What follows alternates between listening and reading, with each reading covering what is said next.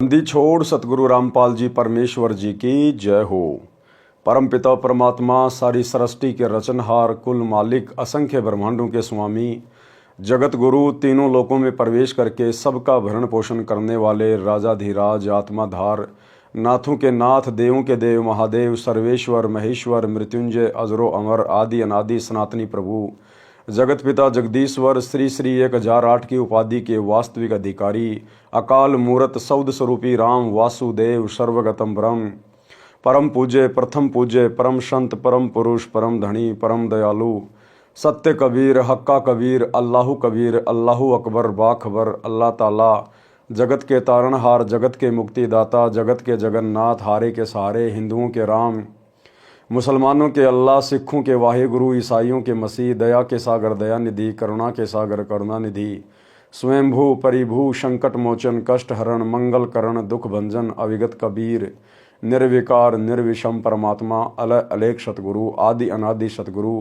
असली मर्यादा पुरुषोत्तम, असली राम, असली कृष्ण, असली घनश्याम, असली मुरारी, राजाओं के राजा, महाराजाओं के महाराजा, शहंशाहों के शहंशाह, सम्राटों के सम्राट, भगवानों के भगवान, अल्लाहों के अल्लाह, प्रभुओं के प्रभु, मसीहाओं के मसीह, सच्चे वाहिगुरु, बाबाओं के बाबा, पीरों के पीर, सेठों के सेठ, जगत सेठ, सावड़सा सेठ, सर्वगुण संपन्न, अनंत कोटि कलाओं के स्वामी, अनंत कोटि ब्रह्मांडों के नायक, योगियों में महायोगी, ध्यानियों में महाध्यानी, सिद्धों में परम सिद्ध, ज्ञानियों में तत्व ज्ञानी, ब्रह्म ज्ञानी, महाज्ञानी, परम ज्ञानी, सर्वश्रेष्ठ ज्ञानी, विज्ञानी, युवा कबीर, समरथ कबीर, असंवाद, अमित ओजा, सच्चे रहनुमा, करीम अल्लाह, सुभान अल्लाह, दुनिया के अंतिम पैगंबर, 8 सितंबर 1951 से गांव धनाना, जिला सोनीपत, हरियाणा, भारतवर्ष की पावन भूमि पे प्रकट रियल कल की भगवान, श्री नारायण साकार हरि, श्री बाबा साहिब, नूर अनंत परमात्मा, संत श्रोमणी सतगुरु रामपाल जी परमेश्वर जी के चरण कमल में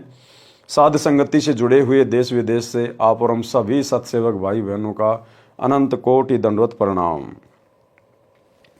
सत्साई भाई और बहनों, दया परमपिता परमेश्वर जी की, सारी सृष्टि के रचनहार की, सतगुरु रामपाल जी की, जिनके विशेष आशीर्वाद से, शुभ आशीर्वाद से आप और हम सभी सत्सेवक भाई बहन साध संगति से जुड़कर अपनी आत्मा के कल्याण हेतु पूज्य गुरुदेव जी के अमर ज्ञान, तत्व ज्ञान को आधार बनाकर मोक्ष प्राप्ति के लिए दृढ़ता के साथ भक्ति मार्ग पर निरंतर आगे बढ़ रहे हैं। भाई और बहनों, पूज्य गुरुदेव जी के कर कमल से लिखित पवित्र पुस्तक मुक्ति बोध के ऊपर वीडियो बनाने की श्रृंखला जारी है। इसी श्रृंखला में आज हमारा ये 31वें नंबर का वीडियो है। प्रत्येक वीडियो में गुरुदेव भगवान के आशीर्वाद से भक्ति मार्ग से संबंधित बहुत अच्छी बातें जो हमारे विश्वास को बढ़ाती हैं, हमें सुनने, समझने और पढ़ने को मिलती हैं। तो चलिए शुरू करते हैं आज की वीडियो में। आज की वीडियो में गुरुदेव भगवान ने शेख फरीद की कथा को शामिल किया है। पवित्र ग्रंथ मुक्ति बोध, पेज नंबर 508, भगत शेख फरीद की कथा। भगत फरीद जी का जन्म मुसलमान धर्म में शेख कुल में हुआ। शेख फरीद बचपन में बहुत चंचल थे। गली में खेलने जाता था तो बच्चों की पिटाई कर देता। उलाने आते, माता दुखी हो जाती थी। माता ने विचार किया कि फरीद को खजूर बहुत प्रिय है, इसे निमाज करने की कहती हूँ। माता ने योजना अनुसार फरीद से कहा कि बेटा अल्लाह की निमाज किया कर। फरीद बोला कि अल्लाह यानी भगवान क्या देगा? माता ने कहा कि अल्लाह खजूर देता है। फरीद बोला कि बता कब करनी है नमाज। माता जब घर के कार्य में व्यस्त होती थी तो फरीद बाहर भाग जाता था। माता ने वही समय नमाज के लिए बताया। एक चादर बिछा दी तथा कहा कि आंखें बंद करके अल्लाह खजूर दे, अल्लाह खजूर दे, ऐसे करते रहना। माता ने एक वृक्ष के नीचे चादर बिछाई और कहा कि जब तक तेरे ऊपर धूप ना आए आंखें बंद रखना और नमाज करते रहना। जब फरीद आंखें बंद कर लेता तो माता ताड़ के वृक्ष के पत्ते पर खजूर रखकर चादर के एक कोने के नीचे रख देती थी। अब देखो भाई और बहनों, वो कौन सा पेड़ था, किसका पेड़ था, अब ये बातें कौन बता सकता है? वही अल्लाह बता सकता है।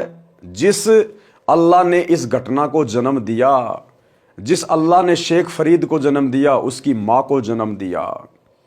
सतगुरु रामपाल जी परमेश्वर, ये कबीर अल्लाह, वो ताड़ का पेड़ था। ताड़ के पेड़ के पत्तों पर खजूर रखकर शेख फरीद की माता चद्दर के नीचे रख दिया करती थी। माता ताड़ के वृक्ष के पत्ते पर खजूर रखकर चद्दर के एक कोने के नीचे रख देती थी। फरीद ने धूप आने पर आंखें खोली, देखा तो खजूर नहीं मिला। उठकर माता के पास आया और बोला, आपने झूठ बोला, मैं कभी नमाज नहीं करूंगा, अल्लाह ने खजूर नहीं दिया। माताजी ने कहा कि बेटा, अल्लाह गुप्त रूप में सब कार्य करता है, चद्दर के नीचे देख, खजूर अवश्य मिलेगा। अल्लाह गुप्त रूप में सारे कार्य करता है। सतगुरु रामपाल जी परमेश्वर अल्लाह, जिन्होंने सन 1994 से काल की आंखों में धूल झोंक कर अपना गुप्त मिशन यथार्थ 13वां कबीर पंथ शुरू किया। 2014 में काल के दूतों ने बरवाला कांड करवाया।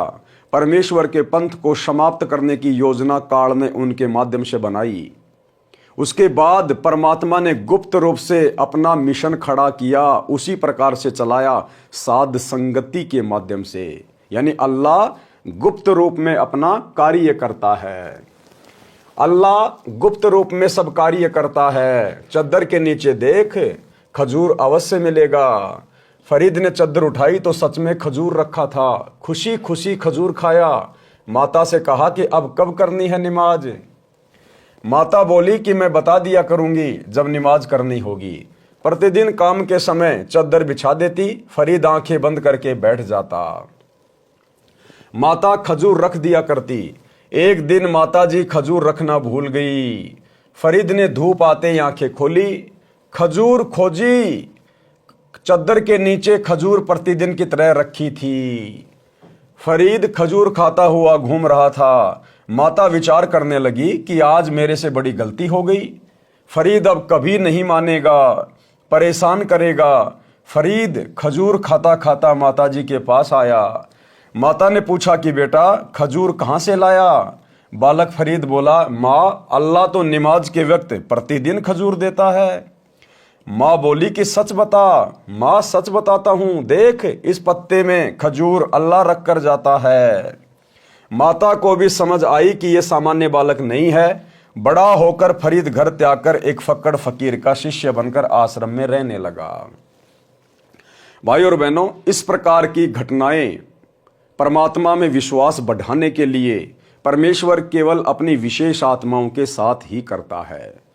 जैसे त्रेता युग में भगत प्रहलाद 10 वर्ष की आयु, परमात्मा ने उसका विश्वास बढ़ाया। 84 प्रकार की यातनाएं, कष्ट उसके पिता हिरण्यकश्यप ने उसको दी। हर बार परमात्मा ने उसकी मदद की। क्यों भाई, विष्णु की भक्ति तो उस समय बहुत लोग किया करते थे। फिर परमात्मा ने अन्य लोगों की रक्षा क्यों नहीं की? बाकी लोगों को क्यों नहीं बचाया करते थे? द्रौपदी की रक्षा क्यों की परमात्मा ने? उसके चीर को क्यों बढ़ाया? जबकि और भी बहन बेटियों की इज्जत सरेआम लूटी जा रही है। मीरा के जहर को परमात्मा ने अमृत क्यों बनाया? जबकि वर्तमान में जहर से तो बहुत लोग मरते हैं और श्री कृष्ण जी की भक्ति भी करते हैं। इस प्रकार के चमत्कार, अनहोनी घटनाएं करोड़ों में एक आध के साथ होती हैं। उनकी पूर्व जन्म की भक्ति के कारण परमेश्वर उन आत्माओं के माध्यम से अन्य भगत समाज के विश्वास को दृढ़ करता है और उस आत्मा को भी अंदर से पक्का करके रखता है। तो अपनी विशेष आत्माओं के साथ परमात्मा इस प्रकार की अनहोनी घटनाएं करते हैं। माता को समझ आई कि यह सामान्य बालक नहीं है। बड़ा होकर फरीद घर त्याग कर एक फक्कड़ फकीर का शिष्य बनकर आश्रम में रहने लगा। वह फकीर सिद्धि प्राप्त था, हुक्का पीता था। आश्रम में 7 शिष्य थे। प्रतिदिन एक सेवक सब सेवा करता था। गुरुजी का भोजन बनाना, भोजन के तुरंत बाद हुक्का भरकर गुरुजी को देना, कपड़े धोना। शेख फरीद दिलो जान से गुरुजी की तथा आश्रम की साफ सफाई की सेवा करता था। गुरुजी शेख फरीद की बहुत प्रशंसा करते थे, जो अन्य शिष्यों को खटकती थी। और यही राग, द्वेष, ईर्ष्या सतलोक आश्रमों में भाई और बहनों कूट कूट के भरी हुई थी, कूट कूट कर। सतलोक आश्रम में सतगुरु रामपाल जी परमेश्वर जी के समय यानी 2014 बरवाला कांड के समय, और जिस समय करोथा कांड हुआ उससे पहले सतलोक आश्रम करोथा में भक्तों में आपस में राग द्वेष ईर्ष्या इसी प्रकार से कूट कूट के भरी हुई थी। सतलोक आश्रम मैनेजमेंट भक्तों की नो एंट्री करवा दिया करता था। महीनों महीनों आश्रम के बाहर भगत को बैठा दिया जाता था। गुरुजी को मानुष मानकर उनके सामने एक दूसरे भगत से द्वेष करके झूठी प्रार्थनाएं लगाना, शिकायतें करना, भक्तों की नो एंट्री करवाना एक कॉमन बात सी, सामान्य सी बातें थी। तो ये राग द्वेष ईर्ष्या आश्रमों में इसी प्रकार से चलती आई है। इसलिए भाई और बहनों, अब इस कलयुग की बिचली पीढ़ी में अपने हिसार जेल से बाहर आने के बाद परमात्मा आश्रमों का सिस्टम ही समाप्त कर देंगे। परमात्मा ने सबको सतभक्ति दे दी, सबको ठोक कर ज्ञान दे दिया, सोशल मीडिया दे दी। आने वाले समय में गांव गांव में भगत होंगे, घर घर में भगत होंगे।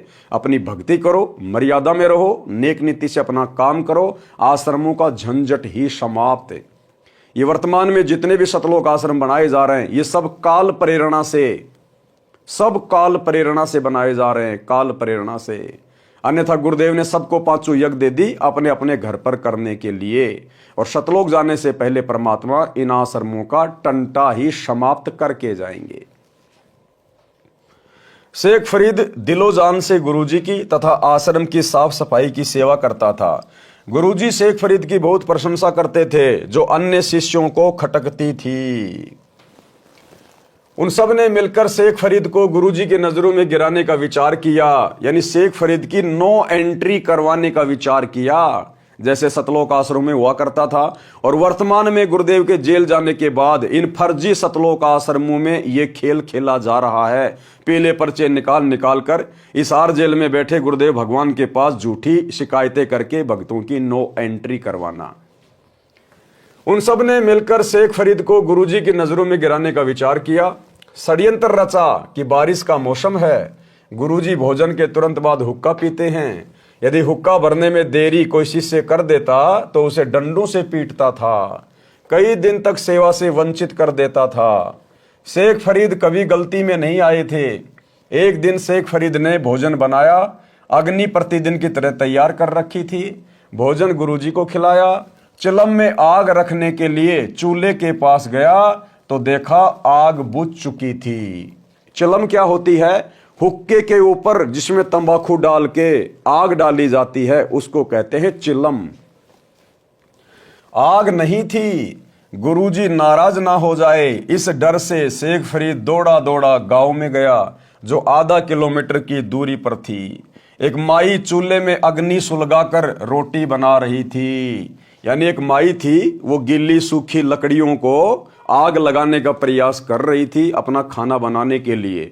बरसात का समय था और धुआं बहुत ज्यादा निकल रही थी। शेख फरीद ने कहा, माई आग दे, गुरुजी का हुक्का भरना है, हमारी आग बंद हो गई है। गुरुजी नाराज हो गए तो जीवन नरक बन जाएगा। कितना भय था उस आत्मा को। सच्चा सतगुरु नहीं मिला, तत्वदर्शी संत नहीं मिला, लेकिन आत्मा एक नंबर की थी, भगत एक नंबर का था। कहा, माई जल्दी से मुझे हुक्के के लिए आग दे दे, नहीं तो गुरुजी नाराज हो जाएंगे, और अगर गुरुजी नाराज हो गए तो मेरा तो सब कुछ बर्बाद हो जाएगा। और आज तत्व ज्ञान प्राप्त भगत समाज को कलयुग की बिचली पीढ़ी में इतनी शिक्षा प्राप्त करने के बाद भी, दिन रात सत्संग सुनने के बावजूद भी अपने गुरुजी की मर्यादाओं का कोई ख्याल नहीं है, गुरुजी का कोई डर नहीं, कोई भय नहीं है, और सरेआम देखा देखी में भेड़ चाल में चलते हुए गुरु की मर्यादाओं की धज्जियां उड़ाई जा रही हैं। 2014 बरवाला कांड के बाद गुरुदेव की गैर हाजिरी में निर्भय होकर लाखों की संगत सतलोक आश्रमों से जुड़कर काल प्रेरित गुरुदेव के कलयुगी बेटा बेटी भाई बंधु रिश्तेदार कोऑर्डिनेटर आश्रम संचालकों के चक्कर में पड़कर देखा देखी में और अपने दान धर्म का दुरुपयोग करवा रही है। गुरुदेव की मर्यादाओं के विरुद्ध धनाना गांव में करोड़ों रुपये का बैडमिंटन का स्टेडियम बना दिया गया। धनाना आश्रम में 10 एकड़ जमीन में बहुत बड़ा हॉस्पिटल बनाया जा रहा है। भक्तों को मजदूरी पर लगा दिया, व्यर्थ में समय और पैसा बर्बाद करवाया जा रहा है। हरियाणा के जाट आरक्षण में लाखों भक्तों को बैठा दिया, करोड़ों में भक्तों के ज्योति पाठ और दान का पैसा चंदे में जाट आरक्षण संघर्ष समिति को दिया गया, बर्बाद करवाया गया। राजस्थान के गैंगस्टर आनंदपाल सिंह की सीबीआई जांच के समर्थन में भक्तों को राजपूत करणी सेना की रैली में बैठा दिया गया। 5 लाख रुपया राजपूत करणी सेना को संगत के दान का दिया गया। हरियाणा के गोहाना में जाट भवन का 5वां फ्लोर गुरुदेव के बड़े लड़के के द्वारा बनवाया जा रहा है, जिसमें 1 करोड़ रुपए लगेगा। और भी तरह तरह से भगत समाज निर्भय होकर, कोई डर नहीं, गुरुजी नाराज हो चाहे प्रसन्न हो, हमारा कुछ नहीं बिगड़ेगा, हमें कोई लेना देना नहीं, हम वही करेंगे जो हमें ऊपर से काल बलि आदेशित करेगा। इस भावना के साथ संगत निर्भय होकर अपनी भक्ति का सत्यानाश करवा रही है। जबकि शेख फरीद कितना भयभीत हो गया कि अगर मेरा गुरुजी नाराज हो गया तो मेरा तो जीवन नरक बन जाएगा, गुरुजी नाराज हो गए तो जीवन नरक बन जाएगा। माई ने दुखी होकर फूंक मार मार कर अग्नि जलाई थी। मौसम बारिश का था। माई बोली कि आग आंखें फूटने से मिलती है। माई ने क्या कहा कि भैया आग ऐसे नहीं मिलती, आग यानी अग्नि, आंखें फुड़वानी पड़ती है। अब माई के तो कहने का मतलब यह था कि जैसे मैं फूंक मार रही हूं अग्नि जलाने के लिए और धुआं मेरी आंखों में जा रही है, आंखों से आंसू आ रहे हैं, पीड़ा हो रही है, तो मेरी तो आंखें फूट रही है, तू भी फूंक मार मार के आग जला और धुआं से अपनी आंखें फुड़वा। लेकिन शेख फरीद जो गुरु भगत था, इतना सोचने का विचार कहा। उसने सोचा यदि आंख फोड़कर देने से अगर मुझे आग मिल जाए और मेरे गुरुजी नाराज ना हो तो इससे बड़ी और क्या बात है। उसी समय शेख फरीद ने पास में रखे हुए एक चिमटे से अपनी आंख निकालकर और माई को दे दी कि ले माई, और मुझे जल्दी से अग्नि दे दे, कहीं मेरे गुरुजी नाराज ना हो जाएं। गुरुजी नाराज हो गए तो जीवन नरक बन जाएगा। माई ने दुखी होकर फूंक मार मार कर अग्नि जलाई थी। मौसम बारिश का था। माई बोली कि आग आंखें फूटने से मिलती है। मैंने आंखें फुड़वाकर अग्नि तैयार की है, तू भी आंखें फुड़वा, तब आग मिलेगी। शेख फरीद ने अपनी एक आंख में चिमटा मारा, आंख निकालकर माई के पास रख दी और बोला कि लो माई, आंख फोड़ ली है, अब तो आग दे दो। वह औरत घबरा गई। उसे पता था कि वह फकीर सिद्ध पुरुष है, वह मुझे हानि करेगा। तुरंत चूल्हे से अग्नि निकालकर बाहर कर दी। शेख फरीद आग चिलम में रखकर दौड़ा। फकीर 2 आवाज लगाता था, कहता था कि हुक्का लाओ, शिष्य का नाम पुकारता था। तीसरी बार तो डंडा लेकर मारने चलता था। गुरुजी ने पहली आवाज लगाई तब शेख फरीद आधे रास्ते में था। दूसरी लगाई तब आश्रम में प्रवेश कर चुका था। गुरुजी ने दूसरी बार कहा कि हे शेख फरीद, कहां मर गया। शेख फरीद बोला कि आ गया गुरुजी। शेख फरीद ने फूटी आंख पर कपड़ा बांध रखा था।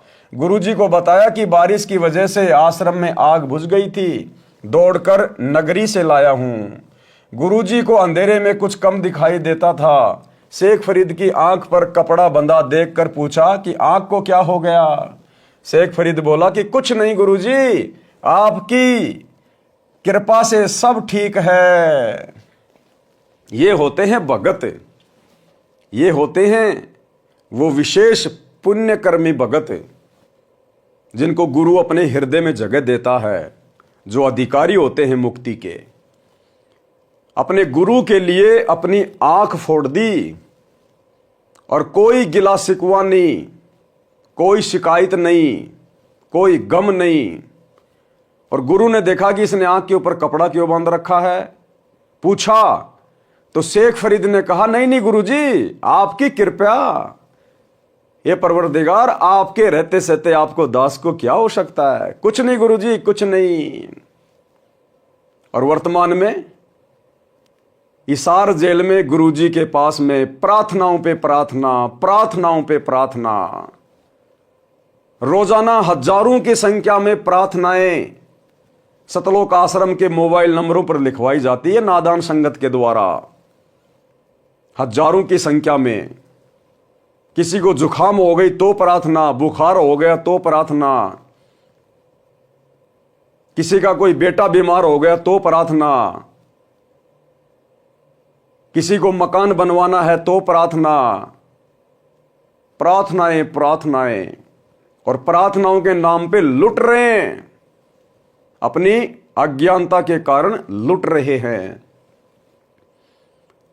ये कहते हैं कि करोड़ों में संगत है, तो हजारों में रोजाना प्रार्थनाएं लिखी जाती हैं, रोजाना हजारों में प्रार्थना।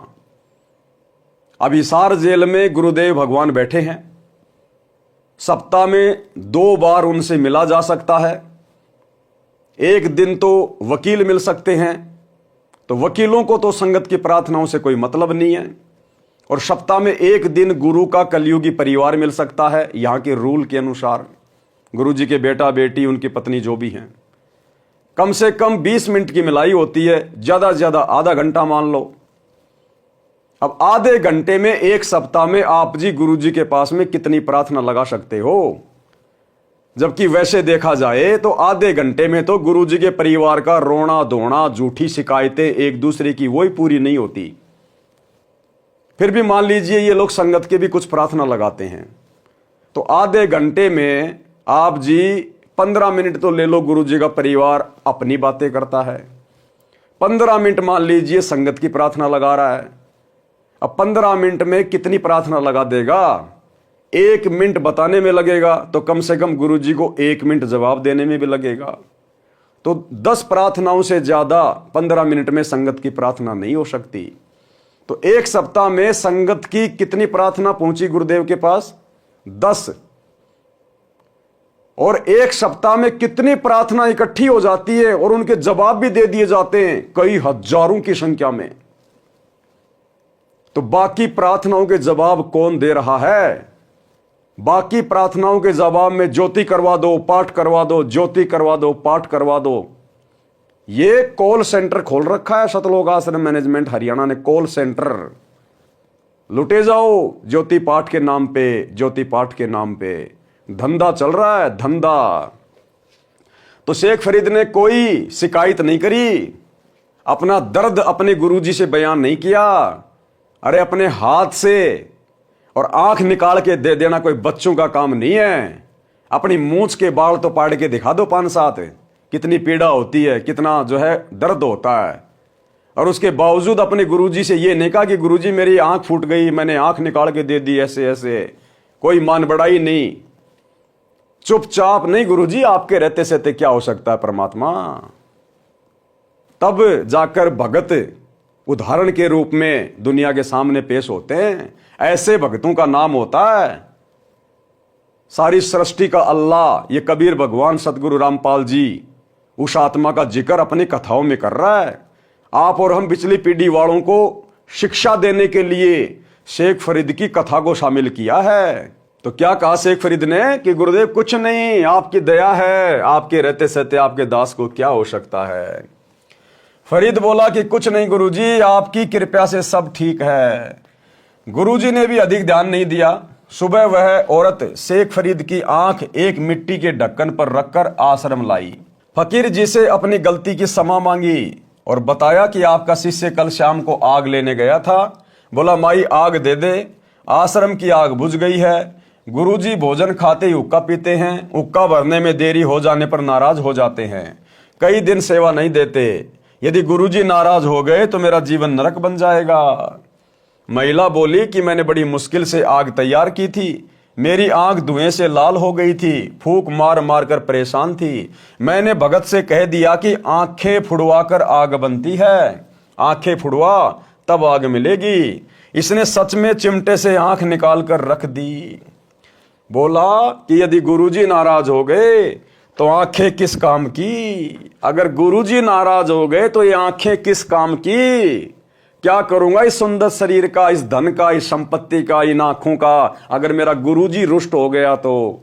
ये मनुष्य जन्म तो मुझे गुरुजी को प्रसन्न करने के लिए मिला है, मोक्ष प्राप्त करने के लिए मिला है। और अगर मेरा गुरु ही नाराज हो गया तो फिर मेरा सुरक्षित क्या रह गया, मेरा तो जीवन नरक बन जाएगा। बोला कि यदि गुरुजी नाराज हो गए तो आंखें किस काम की। ये आंख मैं लेकर आई हूं। गुरुजी ने शेख फरीद को बुलाया, कहा कि आंख का कपड़ा खोला तो आंख स्वस्थ थी, परंतु कुछ छोटी थी। वो शेख फरीद का गुरु सिद्धि प्राप्त था, अपनी सिद्धि से उसने अपने शिष्य की आंख ठीक कर दी। भाई और बहनों, हमारे गुरुदेव तो अंतर्यामी हैं। अरे शेख फरीद का गुरु तो अंतर्यामी नहीं था और छोटी मोटी कोई हल्दी की गांठ लेके कोई पंसारी बना हुआ था। हमारे गुरुदेव क्या नहीं कर सकते। अरे वेदों में महिमा है हमारे गुरुदेव की, कबीर भगवान की। मुर्दे को जिंदा कर दे परमात्मा, एक को नहीं अरबों को खरबों को, पूरी सृष्टि मर जाए तो परमात्मा दोबारा एक क्षण में जीवित कर दे, किसी को पता भी ना चलने दे कि हम मर गए थे। ऐसी समर्थ शक्ति है हमारे गुरुदेव। जाके अर्ध रोम पर शकल पसारा, ऐसा पूर्ण ब्रह्म हमारा अंतर्यामी परमात्मा। और फिर भी प्रार्थनाओं पे प्रार्थना, प्रार्थनाओं पे प्रार्थना। और गुरुजी को नाराज करने के लिए दुनिया भर के कुक्रम शतलोक आश्रम के साथ मिलकर कर रहे हो। तुम्हें कोई डर नहीं, तुम्हें कोई भय नहीं कि गुरुजी नाराज हो गए तो हमारा जीवन नरक बन जाएगा। गंदे राजनेताओं की रैलियों में धक्के खा रहे हो, कभी कांग्रेस तो कभी बीजेपी का गंदा खेल खेल रहे हो। अपने ज्योति पाठ और दान के पैसे का दुरुपयोग दुनिया के लिए स्टेडियम बनवाने में, हॉस्पिटल बनवाने में, धर्मशालाएं बनवाने में, गुंडों की सीबीआई जांच में, जाट आरक्षणों में, दुनिया के लिए रोडों के वो गड्ढे भरने में। जरा भी भय नहीं है संगत को, जरा भी भय कि अगर गुरुजी नाराज हो गए, और गुरुजी तो नाराज हो चुके, भाई होंगे क्या। ये अंतर्यामी परमात्मा तो नाराज हो चुका है। आप लोगों का जीवन तो नरक बन चुका है। कपड़ा खोला तो आंख स्वस्थ थी, परंतु कुछ छोटी थी। माई ने यह सब देखा तो गांव जाकर फकीर की प्रसिद्धि की कि बड़ा चमत्कारी साधु है। मेरे सामने आंख ठीक कर दी। गुरुजी ने शेख फरीद को सीने से लगाया, आशीर्वाद दिया कि तेरी साधना सफल हो। यह होता है गुरु को प्रसन्न करना। उस गुरु ने जो कि नकली था, उसने भी प्रसन्न होकर और अपने शिष्य को आशीर्वाद दिया कि बेटा तेरी साधना सफल हो। अब वो नकली संत भी इसी परमात्मा की आत्मा थी, कबीर भगवान सतगुरु रामपाल जी की। अब उसके वचन की भी परमात्मा ने लाज रखनी थी। अब कुछ दिनों बाद वो तो मर गया। मरने के बाद में शेख फरीद घोर तप करने लग गया, क्योंकि उसने यही उसको विधि बताई थी कि बेटा शरीर को जितना ज्यादा कष्ट दोगे परमात्मा उतना ही प्रसन्न होगा। तो बेचारा कुएं में लटक कर तपस्या करता था और गुरु का वचन था कि बेटा तेरी साधना सफल होगी। उस गुरु के वचन को इस कबीर भगवान सतगुरु रामपाल जी ने सिद्ध किया और शेख फरीद को जाकर मिले और उसको फिर शतमार्ग दिया। गुरुजी ने शेख फरीद को सीने से लगाया, आशीर्वाद दिया कि तेरी साधना सफल हो। गुरुजी की मृत्यु के पश्चात शेख फरीद ने आश्रम त्याग दिया। गुरुजी ने तप करने से मोक्ष बताया था। देखो क्या कह रहे हैं परमात्मा, क्या लिख रहे हैं, एक एक बात में संकेत है। शेख फरीद आश्रम में क्यों रहता था? केवल अपने मोक्ष के लिए, केवल अपने आत्मा के कल्याण के लिए। तो जैसे ही शेख फरीद का गुरु मरा, शेख फरीद ने आश्रम को त्याग दिया। बाकी शिष्यों ने नहीं त्यागा। शेख फरीद ने आश्रम त्याग दिया कि जब मेरा गुरु आश्रम में नहीं है तो मेरे ये आश्रम किस काम का। जो मेरे गुरु ने मुझे भक्ति बताई है, जो साधना बताई है, वो मेरे काम की है और उसको करने के लिए आश्रम की जरूरत नहीं है, मैं कहीं भी कर लूंगा। शेख फरीद ने आश्रम त्याग दिया। इसी प्रकार भाई और बहनों, आप और हम सभी सत्सेवक भाई बहन, बरवाला कांड के बाद हम भगत भाई बहनों ने किसी भी आश्रम में जाना उचित नहीं समझा। जो आश्रम हमारे गुरुदेव की गैर हाजिरी में उनकी पीठ पीछे अपने धार्मिक धंधे के लिए बनाए गए हैं। भाई आश्रम में हमारे गुरुजी नहीं है तो आश्रम हमारे किस काम के? हमारे गुरु ने हमें जो साधना बताई है वो हमारे काम की है। और साधना गुरुदेव ने कह दिया बेटा 500 यज्ञ अपने घर पे करो, भक्ति करो, ईमानदारी से अपना काम धंधा करो। आश्रम में कोई भगवान थोड़ी बैठा है। अरे उसी ईंट और पत्थर से आश्रम बना है, उसी ईंट और पत्थर से हमारा घर बना है और घर में हमने अपने गुरुदेव का दरबार लगा रखा है। हमें भला आश्रमों की क्या आवश्यकता अपने गुरुदेव की गैर हाजिरी में? तो आप और हम भगत भाई बहनों ने भी वही डिसीजन लिया जो डिसीजन शेख फरीद ने लिया, और बाकी जिनको धन चाहिए था, जिनको माया चाहिए थी, वो आश्रमों से चिपटे रहे। गुरुजी की मृत्यु के पश्चात शेख फरीद ने आश्रम त्याग दिया। गुरुजी ने तप करने से मोक्ष बताया था। जैसा गुरुजी का आदेश था, शेख फरीद पूरी निष्ठा से पालन कर रहा था। और जैसा गुरुदेव ने हमें भक्ति करने के लिए कहा है, 3 समय की आरती, मंत्र जाप करना, सत्संग सुनना, मर्यादा निभाना, 5 यज्ञ करना, हम लोग पूरी निष्ठा के साथ में अपने अपने घरों पे कर रहे हैं। अब बताओ, उसके लिए हम आश्रम में जाएं तो ये ज्ञान आधार से बिल्कुल भी न्यायोचित नहीं है। जैसा गुरुजी का आदेश था, शेख फरीद पूरी निष्ठा से पालन कर रहा था। 12 वर्ष तक तो कुएं में उल्टा लटक लटक कर तप किया। उस दौरान केवल 1.25 मण यानी 50 किलोग्राम अन्न खाया था, जो नाम मात्र था। शरीर अस्थि पिंजर बन गया था। शेख फरीद कुछ देर कुएं से बाहर बैठता था। एक दिन कागों यानी कौओं ने उसे मरा हुआ जानकर उसकी आंखें खाने के लिए उसके माथे पर बैठ गए। शेष शरीर पर मांस नहीं था। फरीद बोला, हे कौओ, आप मेरी 2 आंखें छोड़कर शरीर का सारा मांस खा लो, मैं परमात्मा देखना चाहता हूं। सिर्फ परमात्मा के दीदार के लिए, केवल परमात्मा के दर्शन के लिए शेख फरीद ने इतना घोर तप किया। और आज आप और हम भगत भाई बहनों को तो बिना किसी परिश्रम के, बिना किसी कठिन तप के परमेश्वर ने अपने ओरिजिनल स्वरूप के दर्शन दे दिए। ओरिजिनल रूप के दर्शन, ये सतलोकीय रूप है कबीर परमात्मा का, सतलोकीय रूप। तो आप और हम कितनी बड़ी सौभाग्यशाली आत्मा हैं शेख फरीद जैसे भक्तों की तुलना में। आप मेरी 2 आंखें छोड़कर शरीर का सारा मांस खा लो, मैं परमात्मा देखना चाहता हूं, इसलिए मेरी आंखें छोड़ दो। जब फरीद बोला तो कौवे उड़ गए। शेख फरीद रस्से से पैर बांधकर प्रतिदिन की तरह कुएं में लटक गया। परमात्मा कबीर जी एक जिंदा बाबा के वेश में कुएं पर आए तथा रस्सा पकड़कर फरीद को कुएं से निकालने लगे। शेख फरीद बोला, भाई आप मुझे ना छेड़ो, तू अपना काम कर, मैं अपना काम कर रहा हूं। परमात्मा बोले कि आप क्या कर रहे हो? फरीद बोला कि मैं परमात्मा का दर्शन करने के लिए घोर तप कर रहा हूं। परमात्मा ने कहा कि मैं ही परमात्मा अल्लाहु अकबर हूं। फरीद बोला, भाई मजाक मत कर, परमात्मा तो निराकार है। बोला, भैया क्यों कुएं में लटक रहा है? बोला, मैं परमात्मा का दीदार यानी अल्लाह का दर्शन करना चाहता हूं। तो परमात्मा ने कहा कि भाई मैं ही अल्लाह हूं। तो शेख फरीद बोला, क्यों मजाक कर रहा भाई, क्यों मजाक कर रहा है, अल्लाह तो निराकार है। तो ठीक इसी प्रकार भाई और बहनों, जिस प्रकार शेख फरीद को सामने भगवान खड़ा होके कह रहा कि मैं भगवान हूं और विश्वास नहीं हो रहा, तो सन 1994 में इस भक्ति मार्ग की शुरुआत में अगर ये अल्लाह सतगुरु रामपाल जी भगवान यदि ये कहने लग जाते कि मैं परमात्मा हूं, मैं अल्लाह हूं, मैं कबीर हूं, तो कौन यकीन करता। इसलिए गुरुदेव भगवान ने स्वयं कबीर परमात्मा होते हुए भी अपने आप को कबीर जी का दास बताया, उनका भेजा हुआ, उनका गुलाम बताया।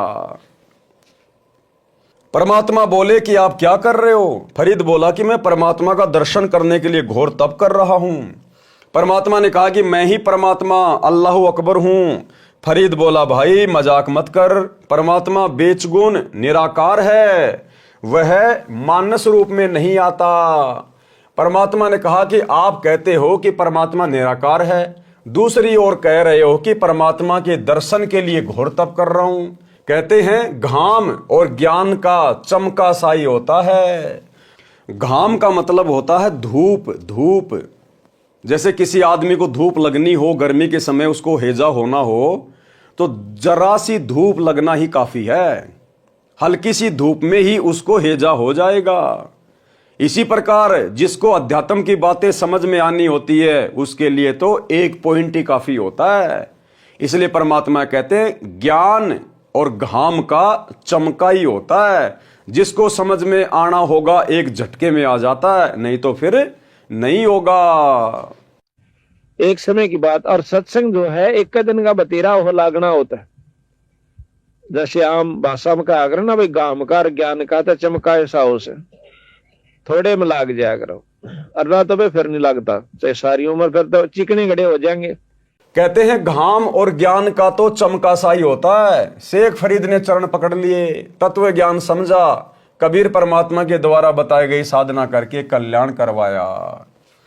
लेकिन भाई और बहनों, शेख फरीद के मन में फिर भी ये था कबीर परमात्मा की शरण में आने के बाद भी कि मेरे गुरु जैसा गुरु कोई नहीं हो सकता, जिसने मेरी फूटी हुई आंख को स्वस्थ कर दिया। तो परमात्मा तो जानी जान है, अंतर्यामी है। गुरुदेव भगवान ने सोचा भक्ति करते करते भी सत्यानाश करवाएगा गुरु पे अविश्वास करके। तो परमात्मा ने एक दिन उस शेख फरीद को और कमाल को कहा, भैया मैं अपने भक्तों के घर पे चल रहा हूं, क्या तुम भी चलोगे? हाँ बोला, गुरुजी हम भी चलेंगे आपके साथ। सम्मन के घर पे चले गए और आगे की कहानी हम सब भगत भाई बहनों को पता है, किस प्रकार से परमात्मा की प्रेरणा से सम्मन ने अपने बेटे की गर्दन काटी अपने गुरु की इज्जत के लिए, भोजन करवाने के लिए। और जब इस घटना के बारे में, क्योंकि वो तो आंखों के सामने थी ना, जब शेख फरीद ने देखा अपनी आंखों के सामने तो शर्म के मारे गर्दन नीची हो गई कि मेरे गुरु ने, मेरे पहले वाले गुरु ने तो खाली मेरी फूटी हुई आंख को ही स्वस्थ किया था, और इसने तो मुर्दे को जिंदा कर दिया जिसकी गर्दन काट के अलग रखी हुई थी। उसके बाद उसकी उस भ्रमणा का निवारण हुआ कि वास्तव में कबीर परमात्मा कौन है। तो हम भगत भाई बहनों ने अपने गुरु के ऊपर किसी भी बात को लेकर कोई शंका जाहिर नहीं करनी है। इतने प्रमाण दे दिए गुरुदेव ने, और चमत्कार तो ऐसे ऐसे कर दिए, वैज्ञानिक भी हैरान हो जाएंगे जिस दिन ये बातें उनके सामने आएंगी। जहां मेडिकल साइंस फेल हो जाती है, अपने हाथ खड़े कर लेती है, वहां से परमात्मा अपना काम शुरू करते हैं आशीर्वाद मात्र से। तो कितनी ऐसी माता बहनें जिनको 20-20 साल से कोई संतान प्राप्त नहीं थी, परमात्मा ने अपने आशीर्वाद मात्र से उनकी गोद हरी भरी कर दी। कितनी ऐसी आत्माएं जो डॉक्टरों के द्वारा जवाब दी हुई थी कि तेरे रोग का कोई इलाज नहीं है, मरने के अलावा कोई उपचार नहीं है, आज वो घोड़े की तरह काम कर रहे हैं नाम लेने के बाद। कितने ऐसे निर्धन परिवार थे, 2 टाइम की रोटी भी ढंग से नसीब नहीं थी, आज उनके ट्रैक्टर चल रहे हैं, ट्रैक्टर, गांव में कोठियां हैं। तो भाई ये कबीर परमात्मा है धरती पर। जिन हरि जैसा सुमरिया, ताको तैसा लाभ, ओसा प्यास न भाग ही, जब लग दसे ना आब। ये भगत की अपनी भक्ति, मर्यादा और श्रद्धा के ऊपर निर्भर करता है कि वो अपने गुरुदेव से क्या कुछ प्राप्त कर सकता है। वाणी नंबर 1217 से 1248 का सरलार्थ। इन वाणियों में पहले वाला प्रकरण संक्षिप्त में कहा है। मृत लड़के कमाल को जीवित करना। शेख तकी महाराज सिकंदर से मुख चढ़ाए फिर रहा था। सिकंदर ने पूछा कि क्या बात है पीर जी? शेख तकी ने कहा, क्या तुझे बात नहीं मालूम? सिकंदर ने पूछा कि क्या बात है? शेख तकी ने कहा, इस कबीर काफिर को साथ किस लिए रखा है? सिकंदर ने कहा कि ये तो भगवान अल्लाह हैं। शेख तकी ने कहा कि अच्छा, अल्लाह अब आकार में आने लग गया, अल्लाह कैसे हैं? सिकंदर ने कहा कि पहले तो अल्लाह ऐसे कि मेरा रोग ऐसा था कि किसी से भी ठीक नहीं हो पा रहा था। इस कबीर प्रभु ने हाथ ही लगाया था, मैं स्वस्थ हो गया। क्या कहा सिकंदर ने? इस कबीर प्रभु ने तो केवल हाथ ही लगाया था, आशीर्वाद मात्र दिया था, मेरा रोग छूमंत्र हो गया। भाई और बहनों, निसंदेह वही कबीर परमात्मा वर्तमान में सतगुरु रामपाल जी के रूप में प्रकट है। अरे हमें क्या पता 650 साल पहले परमात्मा का क्या रूप था? यही तो परमात्मा थे, हमने देखा थोड़ी था 650 साल पहले। तो सिकंदर लोधी ने कहा कि मुझे छूते ही मेरा रोग समाप्त कर दिया आशीर्वाद मात्र से, इसलिए भगवान है, ये अल्लाह है। और एक छोटा सा सत्संग, इस भक्ति मार्ग की शुरुआत में मालिक को पता था कि ज्ञान से आत्माएं इतना जल्दी सेट नहीं होंगी। गुरुदेव ने अपनी तरफ से उन आत्माओं को 100 सुख दिए। और एक बहन जिसका इतना भयंकर रोग, उसको आवाज नहीं आती थी, गूंगी थी, और गुरुदेव भगवान से नाम दिलवाया, मालिक ने केवल आशीर्वाद ही दिया था। उसी समय बोलने लगी तोते की तरह, रोग छू मंत्र, एक छोटा सा सत्संग। कर्मान आज भी हम आपको ऐसे ऐसे, यहाँ पर भी कई बहन है ऐसी जो पहले बहुत तंग रहती थी। एक तो बेबे है संतोष, खड़ी हुई है एक भाई, उठ उठ शर्माओ ना। एक भी इसकी बेबे का चित्र ले तो फिल्म वाला, ये देख इसको। या मकडोली बह रखी है, छोटी मकडोली, संतोष नाम से इस बेबे का। और ये इसका देवर है भक्त सुखबीर, ये यहाँ बैठा। इसका बड़ा भाई यानी संतोष का पति जो है फौज में भर्ती है। चित्र आ जाता फिर बंद कर दिया। तो ये लड़की 8-9 वर्ष से तकलीफ थी। बैठ जा बेटे। तो कुछ भी कहो, हम तो कर्मदंड कहते हैं। डॉक्टर बीमारी बता देते हैं, शाना ओपरा बता दे। तो जी क्या हुआ, इन्होंने सारा इलाज करवा लिया। एक नाम भी ले रखा था किसी दूसरे संत ने। और श्राद्ध का नाग तो अपने जनु आम चीज से, फिर दोख वीर, पूजा वीर, फलानी वीर, दकड़ी भी, वो सारी। आखिर में कौन सा मेरठ में था, कहां से इलाज चल रहा था इनका, यूपी में, सहारनपुर से और देता है, सहारनपुर से इलाज चल रहा था इस लड़की का। तो इसकी सुखबीर की बहन रामरती नाम साड़ जी शीतल नगर में ब्याह रखी। और वह रामरती एक दिन इस बहन श्यावत्री है शीतल नगर में, या हमारी बहन सेविका, इसके पास आ गई। कोई वो लेखा जोखा करते हैं, अंडा करें, सरकारी उनकी ड्यूटी लग जाती है। तो इसने उसको समझा दिया, बेबे बैठ जा, चाह पानी पियो पहलाता है। फिर कबीर साहब के बारे में इस श्यावत्री ने, एक तो वह कमला यहीं आ रही हो मेरे ख्याल में, एक राम हुआ बैठी है। ये दोनों बाण अपनी सरकारी नौकरी पे थी, इनकी ड्यूटी लाग रही थी, वे गणना की खातर कोई आंकड़े इकट्ठे करने थे। यह श्यावत्री के पास पहुंच गई। इसने पहला दिन तक चाह पानी पियाई, बेबे तुम बैठ जाओ, फिर पाछा की लिखा लिखाई करियो। फिर ये चित्र देखे कबीर साहब के, ये पूछने लगी। इसने सारी महिमा बताई, बंदी छोड़ गई। रामरती ने अरे नाम ले लिया कमला ने। रामरती ने फिर अपने भाई जगवीर को बता, जगवीर नाम से, कि भाई तो कितना ले जा, मेरी भाभी ने एक बार महाराज यहाँ करा ले। जगवीर ने बोला, बेबे इलाज करवा रखा वहां से और वहीं दिखाऊंगा। इन्हें बोली रे इलाज करवा रखा, की ने दुख पा रही है, 19-21 का इसका आराम नहीं, तू एक बार ले आ। तो हम गए हुए थे उस समय चंडीगढ़ एक पार्ट, या Gulab Singh DC deputy commissioner जो होते थे ना, डिप्टी कमिश्नर गुलाब सिंह, वो डायरेक्टर थे वहां पर लोकल बॉडीज के चंडीगढ़। वो हमारे सेवक हैं, उन्होंने नाम ले रखा है, बड़ी पुण्यात्मा है।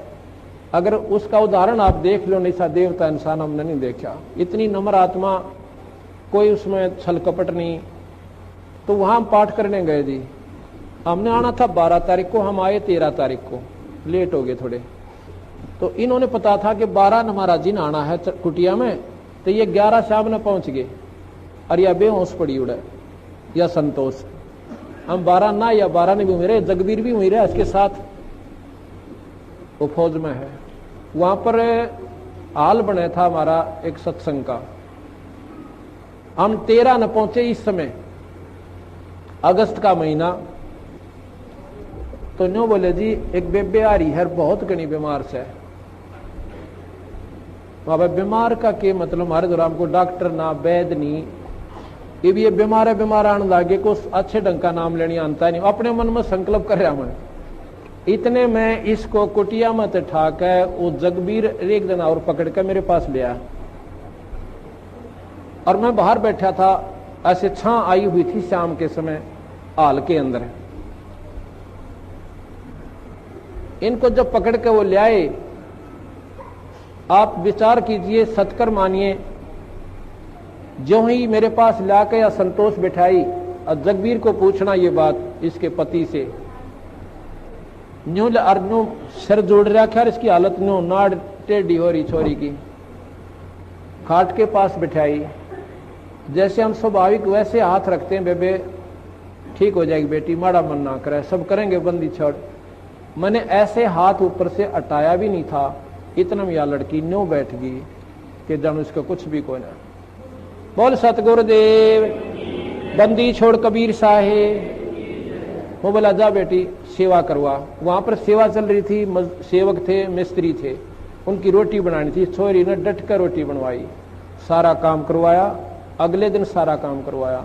भाई और बहनों, ऐसे ऐसे ना जाने कितने उदाहरण गुरुदेव की संगत में हैं, ना जाने कितने उदाहरण धरती पर वही अल्लाह प्रकट है। सिकंदर ने कहा कि पहले तो अल्लाह ऐसे कि मेरा रोग ऐसा था कि किसी से भी ठीक नहीं हो रहा था, इस कबीर प्रभु ने हाथ ही लगाया था, मैं स्वस्थ हो गया। शेख तकी ने कहा कि ये जादूगर होते हैं। सिकंदर ने फिर कहा दूसरा भगवान ऐसे है कि मैंने उनके गुरुदेव का सिर काट दिया था और उन्होंने उसे मेरी आंखों के सामने तुरंत जीवित कर दिया। शेख तकी ने कहा कि अगर ये कबीर अल्लाह है तो मैं इसकी परीक्षा लूंगा। यदि कबीर जी मेरे सामने कोई मुर्दा जीवित करें तो इसे अल्लाह मान लूंगा, नहीं तो दिल्ली जाकर मैं पूरे मुसलमान समाज को कह दूंगा कि ये राजा हिंदू हो गया है। सिकंदर लोदी डर गया कि कहीं ऐसा ना हो कि ये जाते ही राज मेरा पलट दे। राज को देने वाला पास बैठा है और उस मूर्ख से डर रहा है। क्या लिख रहे हैं गुरुदेव कि सिकंदर लोदी को जिसने राज्य दिया था उसकी भक्ति के प्रतिफल में, वो कबीर भगवान तो उसके साथ में था और उस पीर से डर गया। भाई और बहनों, इसी प्रकार हमें जीवन देने वाला, हमें श्वासें देने वाला और हमें हर प्रकार से अपनी आगोश में लेकर, अपनी गोद में लेकर हमारी सुरक्षा करने वाला कबीर भगवान पल पल आप और हमारे साथ है। शब्द रूप में आप और हमारे घट में विराजमान है, हमारे घर में विराजमान है। यदि हम मर्यादा में रह के भक्ति करेंगे, परमात्मा कर्म का कांटा भी नहीं लगने देगा, कांटा भी। संत शरण में आने से आई बले टला, जय मस्तक में सूली हो कांटे में टल जा। वर्तमान में तो परमात्मा कांटा भी नहीं लगने देगा अपनी आत्मा को।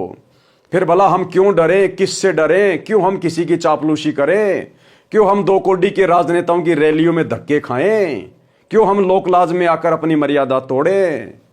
तो क्या कहा गुरुदेव ने, राज को देने वाला पास बैठा है और उस मूर्ख से डर लगता है। राजा ने शेख तकी से कहा कि आप कैसे प्रसन्न होंगे। शेख तकी ने कहा कि मैं तब प्रसन्न होऊंगा जब मेरे सामने ये कबीर कोई मुर्दा जीवित कर दे। साहिब से प्रार्थना हुई तो कबीर साहिब ने कहा कि ठीक है। कबीर साहिब ने सोचा कि ये अनाड़ी आत्मा शेख तकी है, अगर ये मेरी बात मान गया तो आधे से ज्यादा मुसलमान इसकी बात स्वीकार करते हैं, क्योंकि ये दिल्ली के बादशाह का पीर है। और अगर ये सही ढंग से मुसलमानों को बता देगा तो बेचारी भोली आत्माएं इन गुरुओं पर आधारित होती हैं, वो इनके जाल से बाहर निकल जाएंगी। इसलिए कहा कि ठीक है, शेख तकी ढूंढ ले कोई मुर्दा। सुबह एक 10-12 वर्ष की आयु के लड़के का शव पानी में तैरता हुआ आ रहा था। शेख तकी ने कहा कि वह आ रहा है मुर्दा, इसे जिंदा कर दो। कबीर साहब ने कहा पहले आप प्रयत्न करो, कहीं फिर पीछे नंबर बनाओ। उपस्थित मंत्रियों तथा सैनिकों ने कहा कि पीर जी आप कोशिश करके देख लो। शेख तकी जंतर मंतर करता रहा, इतने में वह मुर्दा 3 फरलांग आगे चला गया। 3 फरलांग यानी 400-500 मीटर आगे चला गया। शेख तकी ने कहा कि यह कबीर चाहता था कि यह बड़ा सिर से टल जाए। कभी मुर्दे जिंदे होते हैं, मुर्दे तो कयामत के समय ही जीवित होते हैं। कबीर साहब बोले महात्मा जी आप बैठ जाओ, शांति करो। कबीर साहब ने उस मुर्दे को हाथ से वापस आने का संकेत किया। 12 वर्षीय बच्चे का मरा हुआ शरीर दरिया के पानी के बहाव के विपरीत चलकर कबीर जी के सामने आके रुक गया। पानी की लहर नीचे जा रही है और शव ऊपर रुका हुआ था। कबीर साहब ने कहा कि हे जीवात्मा जहां भी है, कबीर हुक्म से मुर्दे में प्रवेश कर और बाहर आ। कबीर साहब ने इतना ही कहा था कि शव में कंपन हुई तथा जीवित होकर बाहर आ गया। कबीर साहब के चरणों में दंडोत प्रणाम किया। बोलो कबीर परमेश्वर सतगुरु रामपाल जी भगवान की जय हो। सर्व उपस्थित जनों ने कहा कि कबीर साहब ने तो कमाल कर दिया। उस लड़के का नाम कमाल रखा गया। लड़के को अपने साथ रखा किसने? कबीर परमात्मा जी ने। अपने बच्चे की तरह पालन पोषण किया और नाम दिया। उसके बाद दिल्ली में आ गए। सभी को पता चला कि ये लड़का जो इनके साथ है ये परमेश्वर कबीर साहब ने जीवित किया है। दूर तक बात फैल गई। शेख तकी की तो मासी मर गई। सोचा ये कबीर अच्छा दुश्मन हुआ, इसकी तो और ज्यादा महिमा हो गई। शेख तकी की ईर्ष्या बढ़ती ही चली गई। उसकी 13 वर्षीय लड़की को मृत्यु पश्चात कब्र में जमीन में दबा रखा था। शेख तकी ने कहा, यदि कबीर मेरी लड़की को जो कब्र में दफना रखी है अगर उसको जीवित करेगा तो मैं इसे अल्लाह मानूंगा। शेख तकी की मरी हुई लड़की कमाली को जीवित करना। शेख तकी ने देखा कि यह कबीर तो किसी प्रकार भी काबू में नहीं आ रहा। तब शेख तकी ने जनता से कहा कि यह कबीर तो जादूगर है। ऐसे ही जंतर मंत्र दिखाकर इसने बादशाह सिकंदर की बुद्धि भ्रष्ट कर रखी है। सारे मुसलमानों से कहा कि तुम मेरा साथ दो वरना बात बिगड़ जाएगी। बोले मुसलमानों ने कहा, पीर जी हम तेरे साथ हैं, जैसा तू कहेगा ऐसा ही करेंगे। शेख तकी ने कहा, इस कबीर को तब प्रभु मानेंगे जब मेरी लड़की को जीवित कर देगा जो कब्र में दबी हुई है। पूज्य कबीर साहिब से प्रार्थना हुई। कबीर साहिब ने सोचा ये नादान आत्मा ऐसे ही मान जाए, क्योंकि ये सभी जीव आत्माएं कबीर साहिब के बच्चे हैं। ये तो काल ने धर्म का हमारे ऊपर कवर चढ़ा रखा है, एक दूसरे के दुश्मन बना रखे हैं। शेख तकी की लड़की का शव कब्र में रखा था। शेख तकी ने कहा कि यदि मेरी लड़की को जीवित कर दे तो हम इस कबीर को अल्लाह स्वीकार कर लेंगे और सभी जगह डिंडोरा पिटवा दूंगा कि ये कबीर जी भगवान है। कबीर साहिब ने कहा कि ठीक है। वह दिन निश्चित हुआ। कबीर साहिब ने कहा कि सभी जगह सूचना दे दो, कहीं फिर किसी को शंका ना रह जाए। हजारों की संख्या में वहां पर भगत आत्मा दर्शनार्थ एकत्रित हुई। कबीर साहिब ने कब्र खुदवाई, उसमें एक 12-13 वर्ष की लड़की का शव रखा हुआ था। कबीर साहिब ने शेख तकी से कहा कि पहले आप जीवित कर लो। सभी उपस्थित जनों ने कहा कि महाराज जी, यदि इसके पास कोई ऐसी शक्ति होती तो अपने बच्चे को कौन मरने देता है? अपने बच्चे की जान के लिए व्यक्ति अपना तन मन धन लगा देता है। हे दीनदयाल, आप कृपया करो। पूज्य कबीर परमेश्वर ने कहा कि हे शेख तकी की लड़की जीवित हो जा। 3 बार कहा लेकिन लड़की जीवित नहीं हुई। शेख तकी ने तो भंगड़ा पा दिया।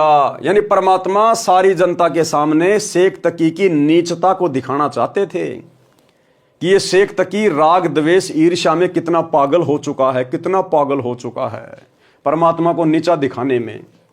शेख तकी ने तो भंगड़ा पा दिया, नाचे कूदे कि देखा न पाखंडी का पाखंड पकड़ा गया। कबीर साहिब उसको नचाना चाहते थे कि इसको नाचने दे। कबीर, राज तजना सहज है, सहज नारी का ने मान बढ़ाई ईर्ष्या दुर्लभ तजना। ये मान बढ़ाई ईर्ष्या का रोग बहुत भयानक है।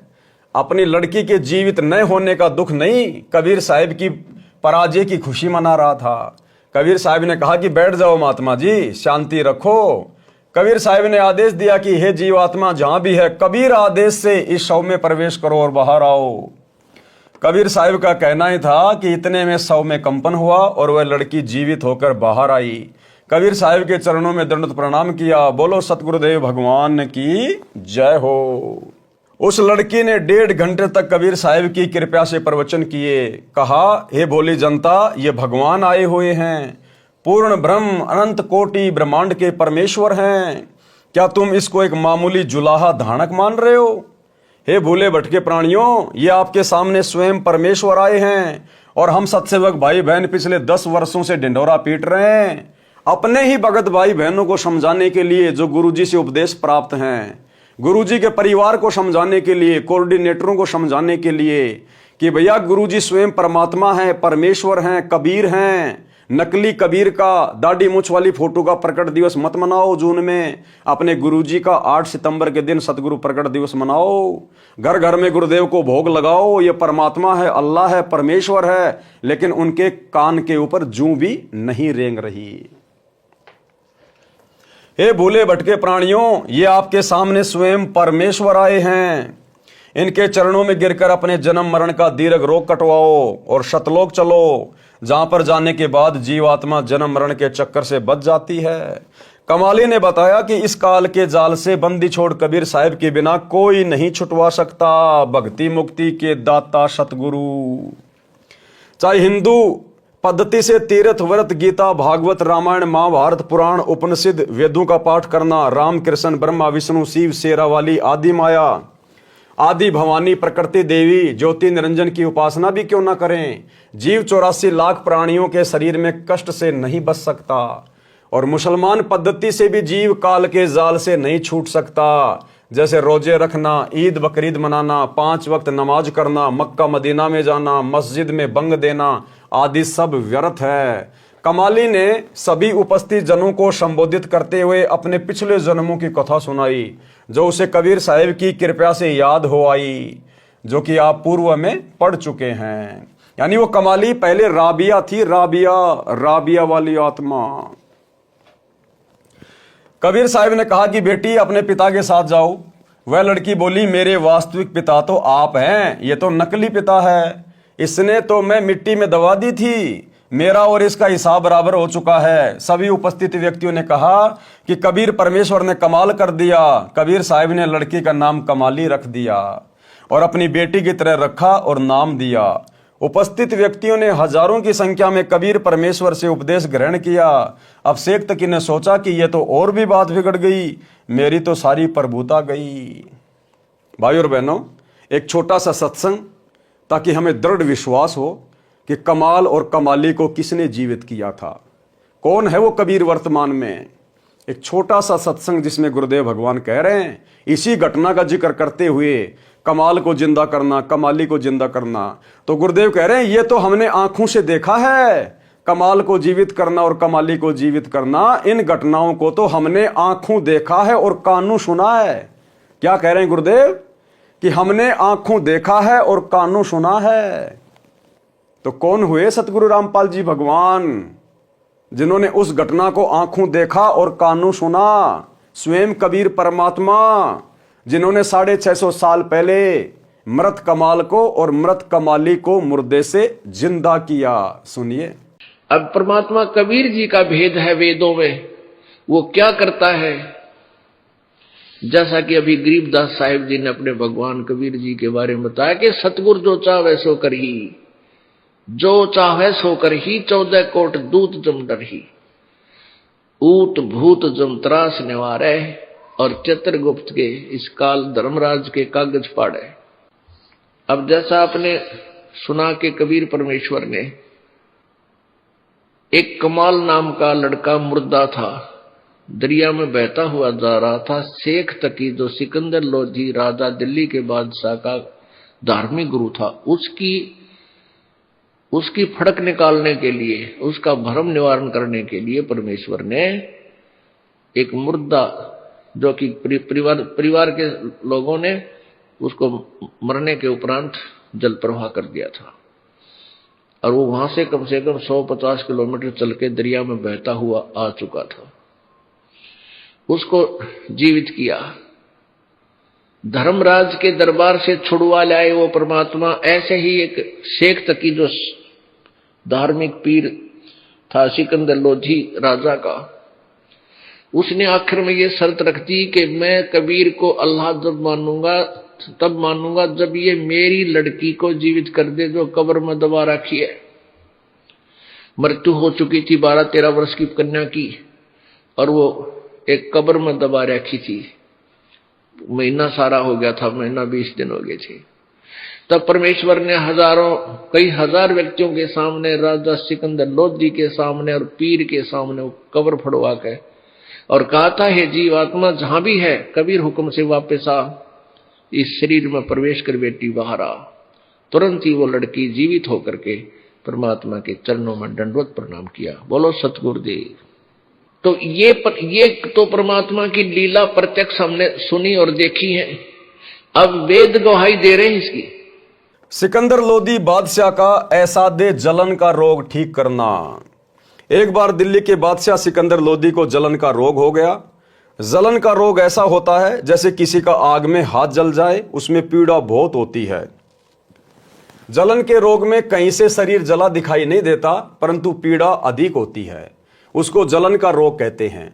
जब प्राणी के पाप बढ़ जाते हैं तो दवा भी व्यर्थ हो जाती है। दिल्ली के बादशाह सिकंदर लोधी के साथ भी वही हुआ। सभी प्रकार की औषधि सेवन की, बड़े बड़े वैद्य बुला लिए और मुंह बोला इनाम रख दिया कि मुझे ठीक कर दो, जो मांगोगे वही दूंगा।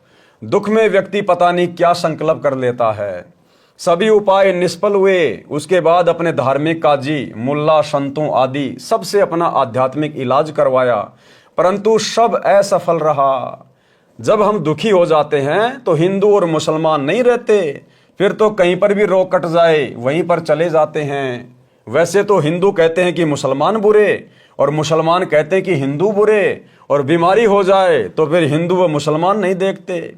जब कष्ट आ जाए तब तो कोई बुरा नहीं, बुरा कोई नहीं है। जो मुसलमान बुरे हैं वे बुरे हैं, और जो हिंदू बुरे हैं वे हिंदू भी बुरे हैं, और दोनों में अच्छे भी हैं। हर मजहब में अच्छे और बुरे व्यक्ति होते हैं, लेकिन हम जीव हैं, हमारी कोई जाति व्यवस्था नहीं है। हमारी जीव जाति है, हमारा धर्म मानव है, परमात्मा को पाना है। हिंदू वैद तथा आध्यात्मिक संत भी बुलाए, स्वयं भी उनसे जाकर मिला और सबसे आशीर्वाद व जंत्र मंत्र करवाए, परंतु सब चेष्टा निष्फल रही। किसी ने बताया कि काशी शहर में एक कबीर नाम का महापुरुष है, यदि वह कृपया कर दे तो आपका दुख निवारण अवश्य हो जाएगा। जब बादशाह सिकंदर ने सुना कि एक काशी के अंदर महापुरुष रहता है, तो उसको कुछ याद आया कि वह तो नहीं है जिसने गाय को भी जीवित कर दिया था, क्योंकि उससे पहले परमात्मा सिकंदर के सामने एक चमत्कार कर चुके थे। परमात्मा कटी हुई गाय को अपनी वचन शक्ति से जीवित करके दूध की बाल्टी ठोक चुके थे। तो सिकंदर को थोड़ा थोड़ा परमात्मा की प्रेरणा से याद आया कि यह कबीर वही तो नहीं है जिसने मरी हुई गाय को जीवित कर दिया था। कुछ याद आया कि वह तो नहीं है जिसने गाय को भी जीवित कर दिया था। हजारों अंगरक्षकों सहित दिल्ली से काशी के लिए चल पड़ा। वीर सिंह बघेला, काशी नरेश भी कबीर साहिब की महिमा और ज्ञान सुनकर कबीर साहिब के शिष्य हो चुके थे और पूर्ण रूप से अपने गुरुदेव में आस्था रखते थे। उनको कबीर साहिब की महिमा का ज्ञान था, क्योंकि कबीर परमेश्वर वहां पर बहुत लीलाएं कर चुके थे। जब सिकंदर लोदी बनारस गया तथा वीर सिंह से कहा कि वीर सिंह मैं बहुत दुखी हो गया हूं, अब तो आत्महत्या ही शेष रह गई है। यहां पर कोई कबीर नाम का संत है, आप तो जानते होंगे कि वह कैसा है। इतनी बात सिकंदर बादशाह के मुख से सुनी थी। काशी नरेश वीर सिंह की आंखों में पानी भर आया और कहा कि अब आप ठीक स्थान पर आ गए, अब आपके दुख का अंत हो जाएगा। बादशाह सिकंदर ने पूछा कि ऐसी क्या बात है। वीर सिंह ने कहा कि वह कबीर जी स्वयं भगवान आए हुए हैं, परमेश्वर स्वरूप हैं। यदि उनकी दया दृष्टि हो गई तो आपका रोग ठीक हो जाएगा। राजा सिकंदर ने कहा कि जल्दी बुला दो। काशी नरेश वीर देव सिंह बघेल ने विनम्रता से प्रार्थना की कि आपकी आज्ञा सिरोधार्य है, आदेश भिजवा देता हूं, लेकिन ऐसा सुना है कि संतों को बुलाया नहीं करते। यदि वे आ भी गए और रजा नहीं बख्शी तो भी आने का कोई लाभ नहीं, बाकी आपकी इच्छा। सिकंदर ने कहा कि ठीक है, मैं स्वयं ही चलता हूं, इतनी दूर आ गया हूं, वहां पर भी अवश्य चलूंगा। अब देखो भाई और बहनों, ऊपर परमात्मा ने क्या लिखा कि काशी नरेश वीर सिंह बघेल कबीर परमात्मा पर उनसे उपदेश लेकर पूरी तरह से समर्पित हो गया था। अब समर्पित कोई कैसे हो सकता है? जब उसको ज्ञान अच्छे से समझ में आ जाएगा, संत की स्थिति अच्छे से समझ में आ जाएगी, तभी वो समर्पित हो सकता है। और नीचे गुरुदेव क्या लिख रहे हैं? जब सिकंदर लोदी ने वीर सिंह से कहा कि जल्दी बुला, तो वीर सिंह ने क्या कहा कि महाराज जो आपकी आज्ञा, लेकिन मैंने सुना है यदि संत को बाई ऑर्डर बुला लिया जाए और यदि वो अपनी रजा ना बख्शे तो बुलाने का भी कोई फायदा नहीं। बाकी महाराज आपकी आज्ञा, मैं तो बुलवा दूंगा, आदेश भिजवा देता हूं। भाई और बहनों, ये गलती वर्तमान में आप और हमने नहीं करनी है। चाहे आपकी नौकरी छूटे, चाहे आपका राज्य छूटे, अगर इस प्रकार की कभी कोई परिस्थिति पैदा हो जाए तो आपने किसी व्यक्ति के कहने से अपने गुरुदेव के पास ये आदेश लेकर नहीं जाना है कि गुरुदेव वो फला फला व्यक्ति आपको बुला रहा है। अगर ऐसा कर दिया तो इसका मतलब आपने अपने गुरु से ज्यादा उस व्यक्ति को महत्व दे दिया जिसके आदेश से आप अपने गुरुदेव को उसका हुक्म सुना रहे हो, उसका आदेश सुना रहे हो। तो भले नौकरी छूटे, भले आपका मंत्री पद छूटे, हमने इस प्रकार की गलती किसी व्यक्ति के कहने पर अपने गुरुदेव को हुक्म नहीं देना, किसी का इस प्रकार का आदेश नहीं सुनाना। उसी समय हाथ जोड़ लो, भैया क्यों अपने कर्म फोड़ रहा है? परमात्मा आए हुए हैं, आप और हम दो कोटि के जीव हैं, और जीव की औकात नहीं, चाहे वो प्रधानमंत्री क्यों ना हो, जो परमात्मा के पास अपना आदेश भिजवा दे। जाके चरणों में गिर जाओ, इसी में भला है, क्यों मेरे भी कर्म फुड़वा रहा है। इस प्रकार से हमने कॉमन सेंस का प्रयोग करना है। राजा सिकंदर ने कहा कि जल्दी बुला दो। काशी नरेश वीर देव सिंह बघेल ने विनम्रता से प्रार्थना की कि आपकी आज्ञा सिरोधारिये, आदेश भिजवा देता हूं। अरे क्यों भिजवा दे भाई आदेश, अगर पूर्ण ज्ञान है और यदि परमात्मा की स्थिति समझ में आ गई तो क्यों भिजवा देंगे आदेश अपने भगवान के पास। लेकिन ऐसा सुना है कि संतों को बुलाया नहीं करते, यदि वे आ भी गए और रजा नहीं बख्शी तो भी आने का कोई लाभ नहीं, बाकी आपकी इच्छा। सिकंदर ने कहा कि ठीक है, मैं स्वयं ही चलता हूं, इतनी दूर आ गया हूं, वहां पर भी अवश्य चलूंगा। शाम का समय हो गया था। वीर सिंह को पता था कि इस समय साहेब कबीर जी अपने औपचारिक गुरुदेव यानी मुंह बोले गुरु स्वामी रामानंद जी के आश्रम में ही होते हैं। यह समय परमेश्वर कबीर जी का वहां मिलने का है। वीर देव सिंह बघेल, काशी नरेश तथा सिकंदर लोधी दिल्ली के बादशाह दोनों स्वामी रामानंद जी के आश्रम के सामने खड़े हो गए। वहां जाकर पता चला कि कबीर साहिब अभी नहीं आए हैं। जानबूझकर परमात्मा ने देरी कर दी आने में, क्योंकि परमात्मा सिकंदर को आधीन करना चाहते थे, विनम्र करना चाहते थे। अगर जरा भी अकड़, जरा भी अहंकार जीव में होगा, परमात्मा दया नहीं बख्शता। ये नियम है, रूल है परमात्मा का। और परमात्मा ने उसके ऊपर दया करनी थी, इसलिए उसको अधीन भी करना था। जानबूझ के परमात्मा लेट हो गए, जानबूझ के, ताकि वहां पर जो कर्म कांड होना था वो हो जाए। सिकंदर ने जो गलती करनी थी वो हो जाए और उसके अंदर भय उत्पन्न हो जाए, और फिर परमात्मा ने वो चमत्कार करना था। इसलिए तो मालिक कहते हैं, आधीनी के पास है पूर्ण ब्रह्म दयाल, और मान बड़ाई मारियो बेअदबी सिरकाल। यानी अहंकारी व्यक्ति के सिर पे तो काल बैठा रहता है, परमात्मा सौ कोस दूर होता है। आने ही वाले हैं। वीर सिंह अंदर नहीं गए, बाहर सेवक खड़ा था, उससे ही पूछा। सिकंदर ने कहा कि तब तक आश्रम में विश्राम कर लेते हैं।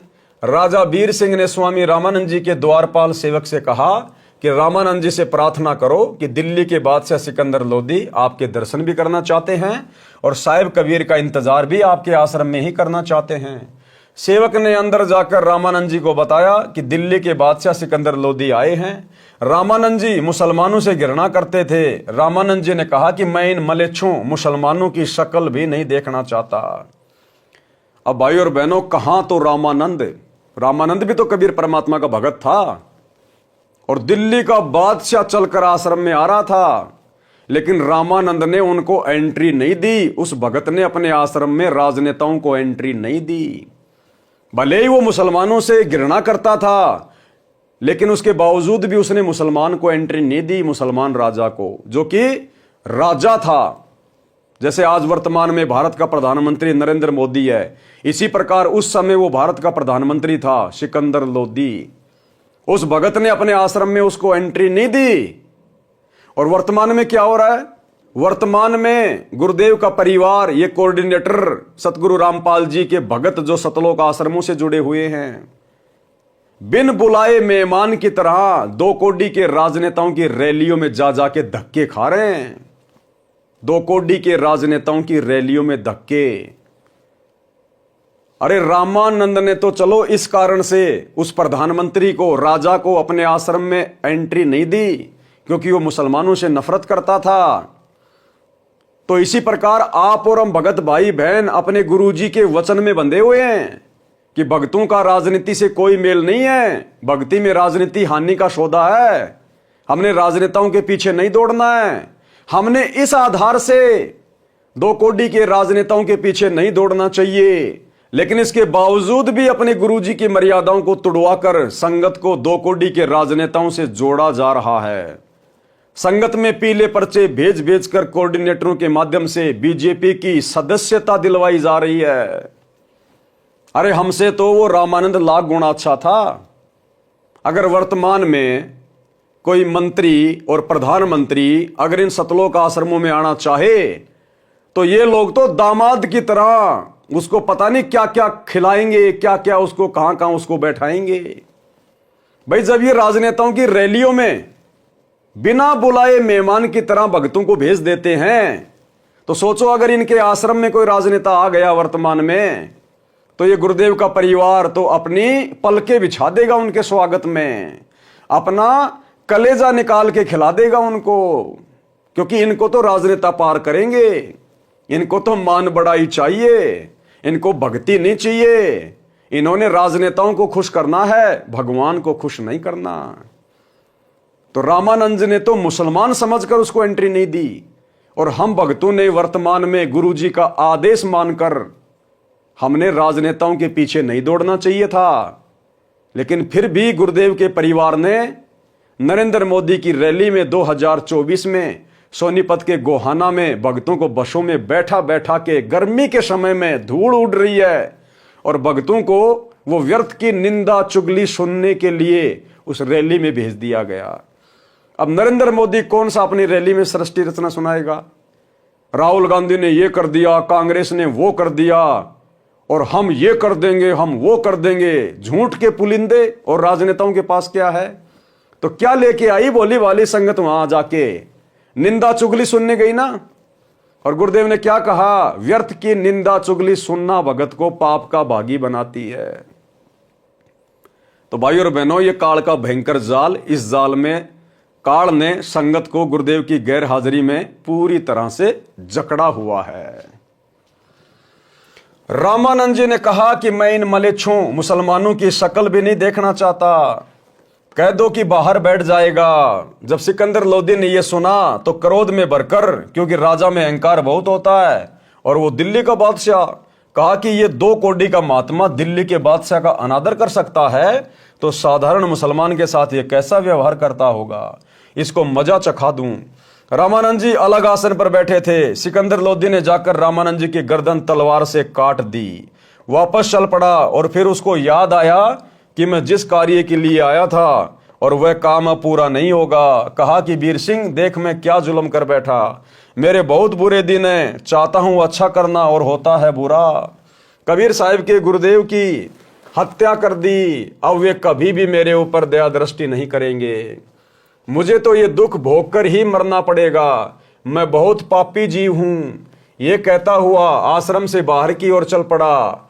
वीर सिंह अपने बादशाह के आगे क्या बोलता? जो ही आश्रम से बाहर आए, कबीर साहिब आते दिखाई दिए। वीर सिंह ने कहा कि महाराज जी, मेरे गुरुदेव कबीर साहिब आ गए। जो ही कबीर साहिब थोड़ी दूर रह गए, वीर सिंह ने जमीन पर लेटकर उनको दंडवत प्रणाम किया।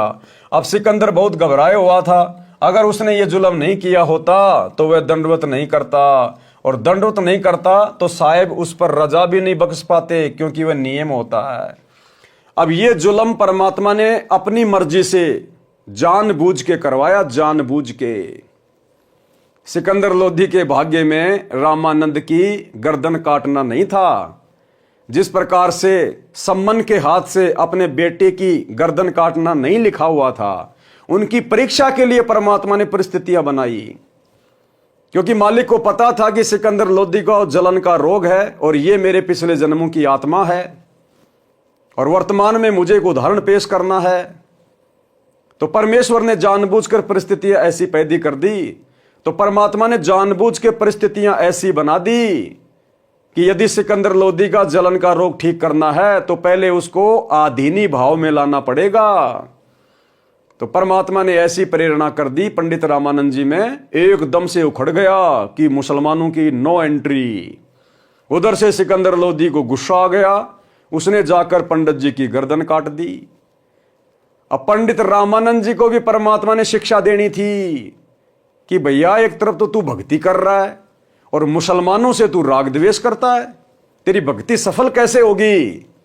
अरे मुसलमान क्या परमात्मा के बच्चे नहीं है क्या? ये भी तो उसी अल्लाह की रूह है। अगर तुम भक्ति करते करते हिंदू मुसलमानों को अलग अलग देखोगे, एक दूसरे का विरोध करोगे, तो कैसे मोक्ष प्राप्त करोगे? तो परमात्मा ने पंडित रामानंद जी को भी शिक्षा देनी थी, और उधर सिकंदर का जलन का रोग ठीक करने के लिए उसको अधीन करना था। तो जैसे ही कबीर परमात्मा आश्रम में आए और राजा वीर देव सिंह बघेल ने दंडवत प्रणाम किया, तो साथ में घबरा कर कि भैया कबीर तो बड़ा सिद्धि वाला है, जब इसने मरी हुई गाय को जीवित कर दिया और जब इसको पता चलेगा कि मैंने इसके गुरुजी की गर्दन काट दी तो ना जाने ये मेरे साथ में क्या करेगा। डर कर और मुकुट समेत परमात्मा को उसने भी दंडवत प्रणाम किया, और इतना झुके बिना परमात्मा दया नहीं करता। वीर सिंह ने कहा कि महाराज जी मेरे गुरुदेव कबीर साहब आ गए। जो ही कबीर साहब थोड़ी दूर रह गए, वीर सिंह ने जमीन पर लेटकर उनको दंडवत प्रणाम किया। अब सिकंदर बहुत घबराया हुआ था। अगर उसने ये जुल्म नहीं किया होता तो वह दंडवत नहीं करता, और दंडवत नहीं करता तो साहब उस पर रजा भी नहीं बख्श पाते, क्योंकि ये नियम होता है। और उधर से पंडित रामानंद जी को भी शिक्षा देनी थी। वो भी हिंदू मुसलमानों को दो समझ रहा था। भाई और बहनों, पंडित रामानंद जी को तो शिक्षा मिल गई।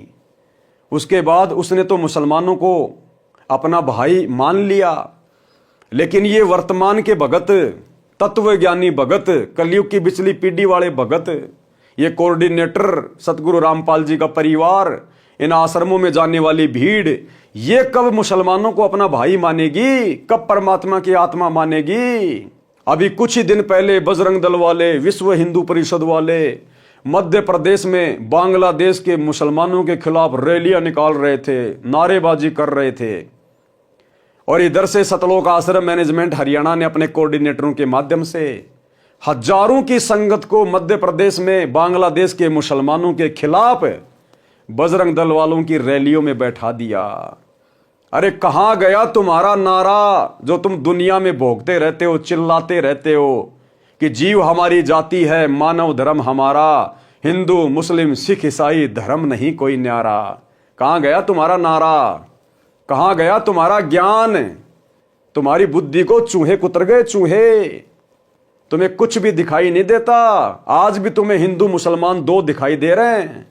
आज भी तुम पक्ष और विपक्ष में पड़े हुए हो, जबकि परमात्मा ने कहा कि पक्षा पक्षी के कारण सब जग रहा बुलान। ये पूरा संसार तो जाति और धर्म में उलझा हुआ है, पक्ष और विपक्ष में उलझा हुआ है। पक्षा पक्षी के कारण, यानी पक्ष और विपक्ष के कारण सब जग रहा बुलान। अरे निष्पक्ष होके हरि वजह, वो है भगत सुजान। सच्चा भगत तो वो है जो ना किसी में हिंदू देखे, ना किसी में मुसलमान देखे, सबको परमात्मा की आत्मा की दृष्टि से देखे। तो 650 साल पहले पंडित रामानंद जी के तो आंखें खोल दी परमात्मा ने, लेकिन आज इन लोगों की आंखें नहीं खुल रही, कलयुग की बिचली पीढ़ी वाले भक्तों की। इसलिए दास बारंबार इनको काल प्रेरित बोलता है, काल प्रेरित। परमात्मा कहते हैं अति आधीन दीन हो प्राणी, ताते कहिए ये अकथ कहानी। कि धर्मदास ये तत्व ज्ञान उस आत्मा को बताना जो इस ज्ञान को सुनने के लिए आतुर हो। अति आधीन दीन हो प्राणी, उसको कहिए ये अकथ कहानी। ऊंचे पात्र जल ना जाई, ताते नीचा हो जे भाई। आदिनी के पास है पूर्ण ब्रह्म दयाल, मान बढ़ाई मार ये बेअदबी सिरकाल। कबीर परमेश्वर ने यहां पर एक तीर से दो शिकार किए।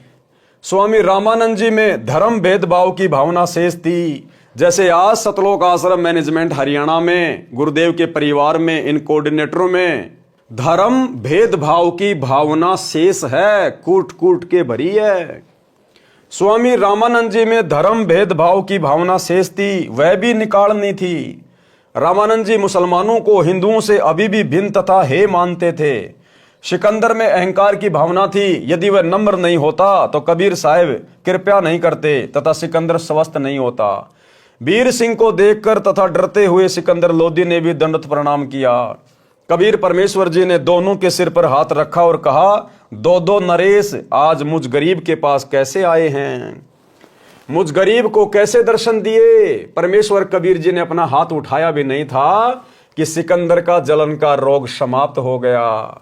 सिकंदर लोधी की आंखों में पानी आ गया। संत के सामने ये मन यानी काल भाग जाता है और ये आत्मा ऊपर आ जाती है, क्योंकि परमात्मा आत्मा का साथी है। अंतर्यामी एक तुम, आत्म के आधार, और जो तुम छोड़ो हाथ तो मोय कौन उतारे पार। आत्मा का आधार कौन है? कबीर भगवान है। कबीर भगवान सतगुरु रामपाल जी क्या कह रहे हैं? परमात्मा संत के सामने ये मन भाग जाता है। तो भाइयों और बहनों, आज गुरुदेव भगवान की गैर हाजिरी में संत किसके साथ है? संत यानी परमात्मा कबीर देव किसके साथ है? हम सतसेवकों के साथ है, जो काल हमारे आसपास भी नहीं फटक रहा। और इन आश्रमों में आए दिन वो काल इनके सिर पर बैठकर सारे कुकर्म भक्ति विरुद्ध कर्म करवा रहा है। स्वामी रामानंद जी को जीवित करना।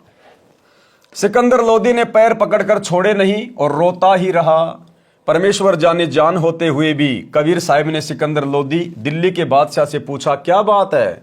सिकंदर ने कहा कि दाता, मैंने घोर अपराध कर दिया, आप मुझे क्षमा नहीं कर सकते। जिस काम के लिए मैं आया था वह असाध्य रोग तो आपके स्पर्श मात्र से ही ठीक हो गया। इस पापी को क्षमा कर दो। कबीर साहिब ने कहा, क्षमा कर दिया, ये तो बता हुआ क्या? सिकंदर ने कहा कि आप क्षमा नहीं कर सकते, मैंने ऐसा पाप किया है। कबीर साहब ने कहा कि क्षमा कर दिया। सिकंदर ने फिर कहा कि सच में माफ कर दिया? कबीर साहब ने कहा कि हाँ, क्षमा कर दिया। अब बता क्या कष्ट है? सिकंदर ने कहा कि दाता, मुझ पापी ने गुस्से में आकर आपके गुरुदेव का सिर कलम कर दिया। और फिर सारी कहानी बताई। कबीर साहब बोले, कोई बात नहीं, जो हुआ प्रभु इच्छा से हुआ है। जो हुआ किससे हुआ? प्रभु इच्छा से। प्रभु कौन? कबीर जी। तो जैसा परमात्मा ने चाहा वैसा ही हुआ ना। तो क्या कहा परमेश्वर ने? जो हुआ प्रभु इच्छा से हुआ है। आप स्वामी रामानंद जी का अंतिम संस्कार करवा कर जाना, नहीं तो आप निंदा के पात्र बनोगे। परमेश्वर कबीर साहिब जी नाराज नहीं हुए। सिकंदर लोदी ने वीर सिंह के मुख की ओर देखा और कहा कि वीर सिंह, ये तो वास्तव में भगवान है। देखिए, मैंने गुरुदेव का सिर काट दिया और कबीर जी को क्रोध भी नहीं आया। 10 साल से परमात्मा निर्दोष होते हुए हिसार जेल में बैठे हैं और किसी को कोई श्राप नहीं, किसी को कोई बद्दुआ नहीं। ये होता है भाइयों और बहनों पूर्ण ब्रह्म परमेश्वर की पहचान। देखिए, मैंने गुरुदेव का सिर काट दिया और कबीर जी को क्रोध भी नहीं आया। वीर सिंह चुपचाप रहा और साथ साथ हो लिया और मन ही मन में सोचता है कि अभी क्या है, अभी तो और देखना, ये तो शुरुआत है। परमेश्वर कबीर जी ने अंदर जाकर देखा, रामानंद जी का धड़ कहीं पर और सिर कहीं पर पड़ा था। शरीर पर चादर डाल रखी थी। कबीर साहिब ने अपने गुरुदेव के मृत शरीर को दंडवत प्रणाम किया और चरण छुए तथा कहा कि गुरुदेव उठो, दिल्ली के बादशाह आपके दर्शनार्थ आए हैं। एक बार उठना, दूसरी बार ही कहा था, सिर अपने आप उठकर धड़ पर लग गया और रामानंद जी जीवित हो गए। रामानंद जी के शरीर से आधा खून और आधा दूध निकला हुआ था। जब साहिब कबीर ने स्वामी रामानंद जी से कारण पूछा तो साहिब ने बताया कि स्वामी जी, आपके अंदर ये थोड़ी सी कसर और रह गई है कि अभी तक आप हिंदू और मुसलमानों को दो समझते हो। इसी प्रकार वर्तमान में गुरुदेव का परिवार, ये कोऑर्डिनेटर आश्रम वाले आज भी हिंदू और मुसलमानों को दो समझ रहे हैं। अन्यथा मुसलमान चाहे बांग्लादेश के हो चाहे हिंदुस्तान के हो, बाढ़ में जाए, चाहे हिंदू मुसलमान को सता रहा है या मुसलमान हिंदुओं को सता रहा है। हमारा काम है यदि संपर्क हो जाए तो गुरुजी का ज्ञान समझाना। हम भक्तों का ये कर्म नहीं है कि हिंदुओं का पक्ष ले लो मुसलमानों के विरोध में और मुसलमानों का पक्ष ले लो हिंदुओं के विरोध में। ये भक्तों के कर्म नहीं है। भगत कभी ये पक्ष और विपक्ष की भूमिका में नहीं पड़ता, अन्यथा परमात्मा से कोसों दूर हो जाता है। तो भाई और बहनों, वर्तमान पिछली पीढ़ी में भी देख लो काल का किस कदर तांडव मच रहा है संगत के ऊपर। 30 वर्षों से इतना ज्ञान देने के बाद भी संगत वही कर्म कर रही है जो कर्म परमात्मा को दुखी करते हैं। आज भी ये लोग हिंदू मुसलमानों को दो मान रहे हैं। तो साहिब ने बताया कि स्वामी जी, आपके अंदर ये थोड़ी सी कसर और रह गई है कि अभी तक आप हिंदू और मुसलमानों को दो समझते हो, इसलिए आधा खून और आधा दूध निकला है। आप अन्य जाति वालों को अपना साथी समझ चुके हो। ये जीव सभी एक हैं। आप तो जानी जान हो, आप तो लीला कर रहे हो, अर्थात उसको गोलमोल भी कर दिया और समझा भी गए। बात को गोलमोल भी कर दिया कि ये स्वामी जी, आप तो जानी जान हो, मेरे से क्या पूछ रहे हो। जब रामानंद जी ने पूछा ना कि भाई कबीर, मेरे शरीर से आधा खून और आधा दूध क्यों निकल रहा है, तो परमात्मा ने गोलमोल कर दिया कि आप तो जानी जान हो, आप तो सब कुछ जानते हो, मेरे को तो मुफ्त में बढ़ाई दे रहे हो। और फिर परमात्मा ने बताया कि क्यों आधा खून और क्यों आधा दूध, कि अभी भी आप मुसलमानों को अलग मान रहे हो, उनके साथ में आप द्वेष करते हो, ईर्ष्या रखते हो, इसलिए अभी आपके अंदर कमी है।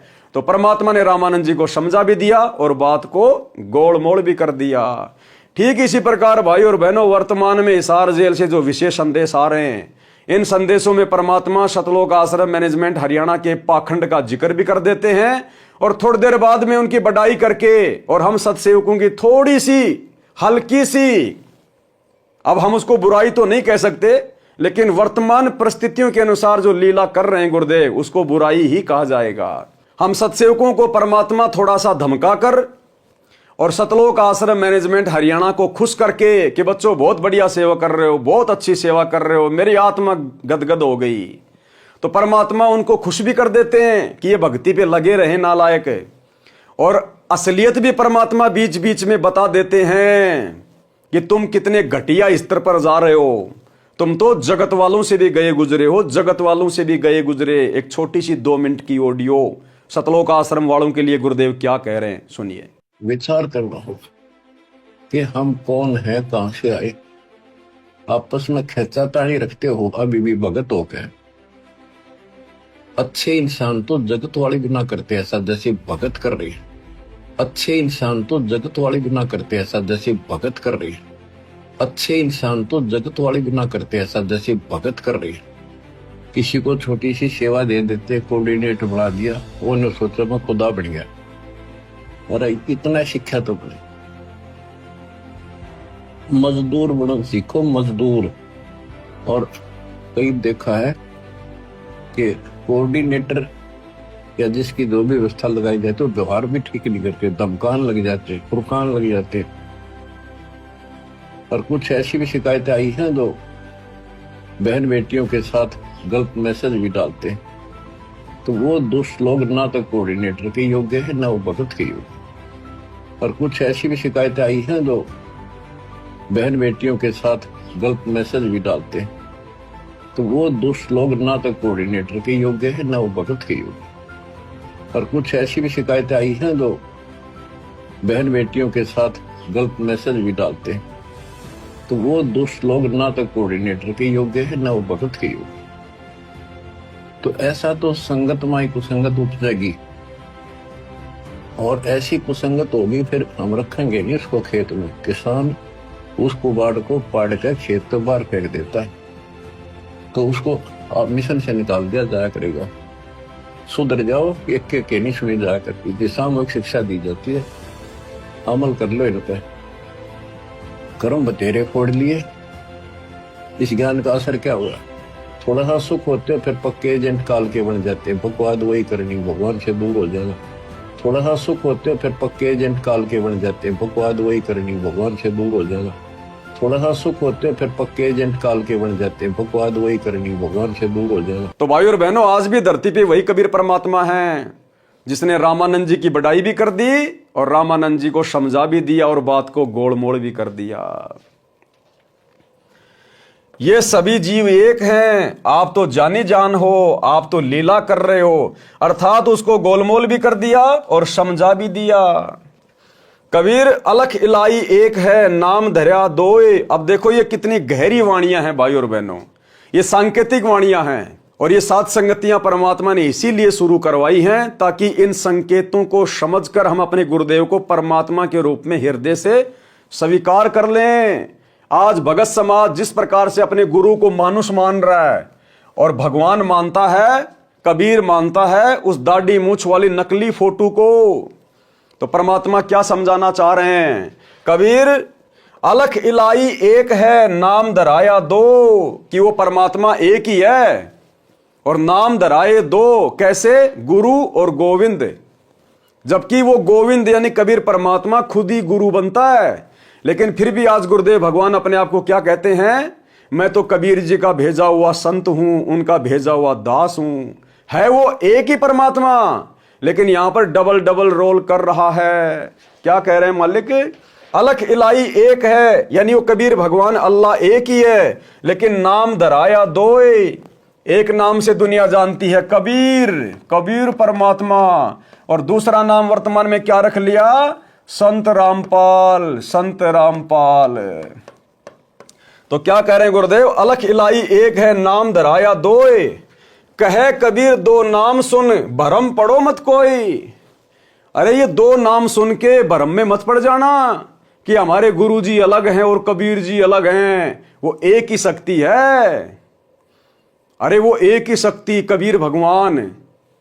और सतयुग में अपना क्या नाम धराया? सत सुकृत। तो क्या कबीर और सत सुकृत दो अलग अलग थे क्या? नहीं। उस कबीर भगवान ने त्रेता युग में अपना नाम धराया मुनिंदर ऋषि। तो क्या मुनिंदर और कबीर परमात्मा अलग अलग थे क्या? नहीं। द्वापर में उसने अपना नाम रखवाया करुणामय। तो क्या कबीर और करुणामय अलग अलग थे क्या? नहीं। 350 साल पहले अपना नाम रखवाया गरीबदास। तो क्या गरीबदास और कबीर अलग अलग थे? नहीं। और वर्तमान में अपना नाम रखवाया संत रामपाल दास। तो क्या सतगुरु रामपाल जी और कबीर परमात्मा अलग अलग है क्या? अब ये आप और हमारी कॉमन सेंस के ऊपर है। तो क्या कह रहे हैं गुरुदेव? कबीर अलख इलाई एक है, नाम धराया दो। कहे कबीर दो नाम सुन, भरम पड़ो मत कोई। कि ये दो नाम सुनकर भ्रम में मत पड़ जाना कि सतगुरु रामपाल जी और कबीर जी अलग अलग होंगे। दोनों एक ही हैं। कबीर राम रहीमा एक है, नाम धराया दो। कहे कबीर दो नाम सुन, भरम पड़ो मत कोई। जिस प्रकार हिंदू उस अल्लाह को क्या कहते हैं? राम। और मुसलमान उस अल्लाह को क्या कहते हैं? रहीम। तो परमात्मा कहते हैं वो तो एक ही शक्ति है। ये तो तुम सोच रहे हो कि वो अलग अलग हैं। ठीक इसी प्रकार गुरु ही परमात्मा है, गुरु ही कबीर है। भले हम अपनी छोटी बुद्धि से गुरु को अलग माने, कबीर जी को अलग माने, लेकिन आध्यात्मिक दृष्टि से वो कबीर परमात्मा खुद ही गुरु बनकर आता है। तो हमारे गुरुदेव जो पूर्ण गुरु की भूमिका कर रहे हैं, स्वयं परमात्मा है। सतगुरु पूर्ण ब्रह्म है। सतगुरु आप अलेख। और सतगुरु रमता राम है, याम में मीन न मेख। और भाइयों और बहनों, परमात्मा कहते हैं गुरु को पूर्ण ब्रह्म कर जाने। अब पूर्ण ब्रह्म कौन है? कबीर जी। तो गुरु को क्या मान के चले? कबीर। गुरु को पूर्ण ब्रह्म कर जाने, और भाव कभू नहीं आने। अपने मन में और विचार भी मत करना इसके अलावा कि मेरे गुरु के अलावा कोई और भी परमात्मा होगा, कोई और भी कबीर होगा। ये स्वयं ही कबीर हैं। कबीर कृष्ण करीमा एक है, नाम धराया दो। कहे कबीर दो नाम सुन, भरम पड़ो मत कोई। कबीर काशी काबा एक है, एक राम रहीम। मैदा एक पकवान बहु, बैठी कबीरा जी में। जिस प्रकार मैदा एक ही वस्तु है, लेकिन उसके कई प्रकार के आइटम बन जाते हैं। उसकी मिठाइयां बन जाती है, मैदा की बर्फी भी बन जाती है, मैदा से लड्डू भी बन जाता है। अब लड्डू अलग, बर्फी अलग, नाम अलग अलग हो गए, लेकिन वस्तु एक ही है। वो एक ही वस्तु से बनी है। तो इसी प्रकार कबीर परमात्मा ही सतगुरु की भूमिका करता है। इसलिए उनमें कोई भेद नहीं समझना चाहिए। गुरु गोविंद दो नहीं भाई, जब तक दो समझेंगे दो जग में जाही। और आगे देखो परमात्मा ने कितना क्लियर कर दिया, अपना नाम तक लिखवा दिया धर्मदास जी से 650 साल पहले, कि वर्तमान में वो कबीर परमात्मा संत रामपाल जी के रूप में आएगा। कबीर एक वस्तु के नाम बहु, लीजे वस्तु पहचान। कि एक ही परमात्मा के बहुत नाम है, उसको पहचान लो। कबीर एक वस्तु के नाम बहुत, लीजे वस्तु पहचान। ये कबीर परमात्मा सतयुग में सतसुकृत नाम से आया, त्रेता में मुनिंदर नाम से आया, द्वापर में करुणा में नाम से आया, फिर गरीबदास जी के नाम से आया, कभी जिंदा बाबा के नाम से आया, वर्तमान में सतगुरु रामपाल जी के नाम से आए। तो कह रहे एक वस्तु के नाम बहुत है, लीजिए वस्तु पहचान। अपने गुरु को पहचान लो कौन है। कबीर एक वस्तु के नाम बहु, लीजिए वस्तु पहचान। नाम पक्ष नहीं कीजिए, सार तत्व ले जान। कि नाम के चक्कर में मत पड़े कि उसका नाम तो कबीर है, कबीर है, वो कबीर ही भगवान है, डाढ़ी मूछ वाला भगवान है। कहते सार तत्व को पहचान ले। जो ज्ञान वर्तमान में उस कबीर वाला, उस कबीर के जैसा यदि कोई और दे रहा है तो वो कबीर ही है। कबीर के अलावा कोई सृष्टि रचना संसार में नहीं बता सकता। कबीर के अलावा कोई काल से पंगा नहीं ले सकता, समस्त धर्म ग्रंथों को खोल के नहीं बता सकता, निस्वार्थ भाव से परमार्थ का काम नहीं कर सकता, बंदी छोड़ की तत्वदर्शी संत की सतगुरु की भूमिका नहीं निभा सकता कबीर के अलावा कोई भी। तो परमात्मा कह रहे हैं नाम वाम के चक्कर में मत पड़ना, सार वस्तु ले जान, जो सार वस्तु है ना उसको पहचान ले। कबीर सब काहू का लीजिए साचा शब्द निहार, पक्षपात ना कीजिए कह कबीर विचार। अब आगे देखो, 2 लाइनों में परमात्मा ने बिल्कुल क्लियर कर दिया।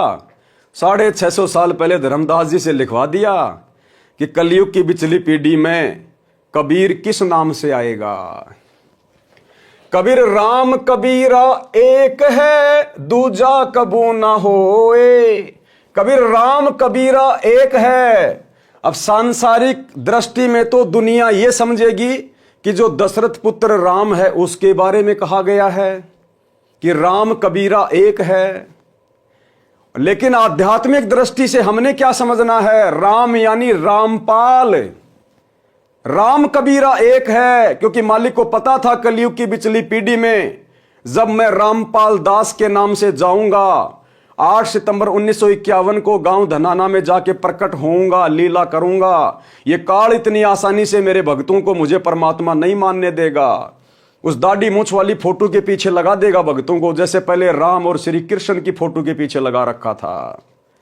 तो मालिक को मालूम था, इसलिए परमात्मा ने संकेतों में धर्मदास जी से लिखवा दिया कबीर राम कबीरा एक है, कि कलयुग की पिछली पीढ़ी वाले भक्तों रामपाल, राम यानी रामपाल और कबीर दोनों एक ही हैं। और एक छोटा सा सत्संग गुरुदेव का हिसार जेल से आया हुआ विशेष संदेश नंबर 75। क्या कह रहे हैं गुरुदेव कि 650 साल पहले वो परमात्मा गरीबदास जी के पास में आए और भाई आज तुम्हारे सामने प्रकट है, पहचान सको तो पहचान लो। तो गरीबदास जी के सामने कौन आए थे, गरीबदास जी के समय कौन प्रकट हुआ था, यही कबीर जिंदा महात्मा के रूप में। और गुरुदेव कह रहे हैं भाई अब तुम्हारे सामने प्रत्यक्ष है, प्रकट है, पहचान सको तो पहचान लो। अब इससे ज्यादा खुल के गुरुदेव और क्या बोलेंगे कि भाई गरीबदास जी का गुरु वो जिंदा बाबा, मैं तुम्हारा गुरु सतगुरु रामपाल जी ही हूं। इसीलिए तो गरीबदास जी ने कहा था कि सतगुरु दिल्ली मंडल आईसी सूती धरनी सूम जगाईसी। कौन सतगुरु? गरीबदास जी अपने सतगुरु के लिए कह रहे हैं कि जो जिंदा बाबा मुझे सतगुरु के रूप में आके मिला था वही आगे चलकर दिल्ली मंडल में आएगा गांव धनाना में कि सतगुरु दिल्ली मंडल आईसी सूती धरनी सूम जगाईसी। और यहां गुरुदेव ने इस ऑडियो में स्पष्ट कर दिया कि उत्तर दक्षिण पूर्व पश्चिम क्यों फिरदा दाने दाने नु, सर्व कला सतगुरु साहिब की हरि आए हरियाणे नु। कि भाई वो गरीबदास जी के समय प्रत्यक्ष प्रकट था और भाई अब तुम्हारे सामने प्रत्यक्ष आया हुआ है, प्रकट है, पहचान सको तो पहचान लो। यानी गुरुदेव ने साबित कर दिया कि तुम्हारा गुरु ही वो कबीर है जो गरीबदास जी को मिला था। सुनिए तो क्या बताते हैं, उत्तर दक्षिण पूर्व पश्चिम फिरता दाने दाने नो, और सर्व कला सतगुरु साहिब की हरि आए हरियाणे। गरीबदास जी के समय आए तेरी बारे भाई प्रगट सामने थारे, पहचाने जात पहचान लियो। गरीबदास जी के समय आए तेरी बारे भाई प्रगट सामने थारे, पहचाने जात पहचान लियो। गरीबदास जी के समय आए तेरी बारे भाई प्रगट सामने थारे, पहचाने जात पहचान लियो। तो भाई और बहनों, अब ये वाणी हमने अपने तरीके से समझनी है। एक सिक्के के 2 पहलू होते हैं। परमात्मा एक तीर से अनेकों शिकार करते हैं, अनेकों शिकार। तो आप और हमें परमात्मा इस प्रकार से अपना शिकार बनाना चाहते हैं कि मेरे बच्चे मुझे पहचान लें। कबीर राम कबीरा एक है दूजा कबू न होए। कि अगर कोई दाढ़ी मूंछ वाली उस फोटो को ही कबीर जी मान रहा है तो वो तो वैसे भी नहीं है कबीर, वो तो मुर्दा फोटो है, तुम्हारे किसी काम की नहीं। फिर भी मान लो अगर तुम उसी को कबीर मान रहे हो तो कह रहे हैं राम यानी रामपाल और वो कबीर दाढ़ी मूंछ वाले फोटो, वो दोनों एक ही है। लेकिन तुम्हारे लिए काम का वो है जो वर्तमान में प्रकट है, जो जिंदा है, फोटो काम की नहीं है। कबीर रामपाल कबीरा एक है दूजा कबू न होए। अंतर टाटी कपट की ताते दिखे दोए। लेकिन तुम भक्तों के मन में दोष है, तुम अपने गुरु को परमात्मा मानने को तैयार नहीं हो, इसलिए तुम्हारे को दो दिखाई दे रहे हैं। अन्यथा सतगुरु रामपाल जी और कबीर जी एक ही हैं। अंदर टाटी कपट की ताते दिखे दोए। कबीर राम कबीरा एक है, कबीर रामपाल कबीरा एक है, कहन सुनन को दोए। दो करी सो जान ही सतगुरु मिला न होए। और जब तक कोई दो करके जानेगा अपने गुरु को और कबीर को, सतगुरु मिला न होए। अभी वो अपने सतगुरु से मिला नहीं है, अभी उसने अपना दिल अपने सतगुरु को दिया नहीं है, अभी वो काल प्रेरित है नाम लेकर भी, जो अपने गुरु को और कबीर जी को अलग अलग मान रहा है। कितना क्लियर कर दिया। कबीर राम कबीरा यानी रामपाल कबीरा एक है, कहन सुनन को दो। दो कर सोई जान ही सतगुरु मिला न होए। अगर अब भी कलयुग की बिचली पीढ़ी में भी यदि कोई अपने गुरु के अलावा परमात्मा मान रहा है, तो कहते हैं अभी वो अपने सतगुरु से मिला नहीं है, अभी वो अपने सतगुरु पे पूर्णतया समर्पित नहीं है, इसलिए उसके मन में दोष है, उसके घट में काल बैठा हुआ है। एक छोटा सा सत्संग जिसमें गुरुदेव ने धर्मदास को समझाया कि धर्मदास, गुरु में और परमात्मा में जब तक कोई दो भाव समझेगा तब तक उसके घट में काल समाया रहेगा, काल। तो ये संगत अभी भी अपने गुरु को और कबीर जी को अलग अलग मानती है, इसलिए इनके घट में काल बैठा है, इनको अभी अपने गुरु में परमात्मा नजर नहीं आ रहा। छोटा सा सत्संग। नाम डोर गहो गए लोक जाई, यम धर्म राय ते ही देख डराई। इस नाम की डोरी लेकर तुम चालो भाई, फिर धर्मराय काल इसको देख कर डर जाता है। ज्ञानी करोशस जाय जेहि जाही, तिनका तोरो जल अमचाई। जी विद तीन ने हम तुमको पाना, ये विद देहु सैदाना। हम तुम में अंतर नाही, जैसे तरंग माही समाही। हम तुमको जो दोय कर जाना, ता घट यम बस कर है थाना। अब बंदी छोड़े का बात में कितनी गहराई बतागे कि जिस प्रकार सतपुरुष ने बोला कि मैंने तेरे को नाम दिया, कबीर साहब अपने दो रोल कर रहे हैं, इसी प्रकार तू जाकर मृतलोक के जीवन दे दे। और फिर उन्होंने बता दिया कि तेरे में और मेरे में कोई दूसरी भाव समझेगा, यानी गुरु में और सतपुरुष में अगर कोई दूसरा भाव समझता है तो वो उसके घट में फिर काल बैठ जाएगा आके। महाराज कहते हैं कबीर गुरु मानस कर जानते, वह नर कहिए अंध, और महा दुखी संसार में फिर आ गए यम के फंद। कबीर रामपाल कबीरा एक है, कहन सुनन को दो। दो कर सोई जान ही सतगुरु मिला न होए। रामानंद जी ने सिकंदर को सीने से लगाया तथा उसके बाद हिंदू तथा मुसलमान को तथा सर्व जाति व धर्मों के व्यक्तियों को प्रभु के बच्चे जानकर प्यार देने लगे तथा अपने औपचारिक शिष्य वास्तव में परमेश्वर कबीर साहिब जी का धन्यवाद किया कि आपने मेरा अज्ञान पूर्ण रूप से दूर कर दिया। हम एक पिता प्रभु की संतान हैं, मुझे दृढ़ विश्वास हो गया। दिल्ली के बादशाह सिकंदर लोदी के साथ उनका धार्मिक गुरु शेख तकी भी बनारस गया था। वह रेस्ट हाउस यानी विश्राम गृह में ही रुका था, क्योंकि शेख तकी हिंदू संतों से बहुत ईर्ष्या करता था तथा उन्हें वह उनके शिष्यों को काफिर कहता था, इसलिए स्वामी रामानंद जी के आश्रम में जाने से इनकार कर दिया था। राजा सिकंदर लोदी के साथ स्वामी रामानंद जी के आश्रम में नहीं गया था।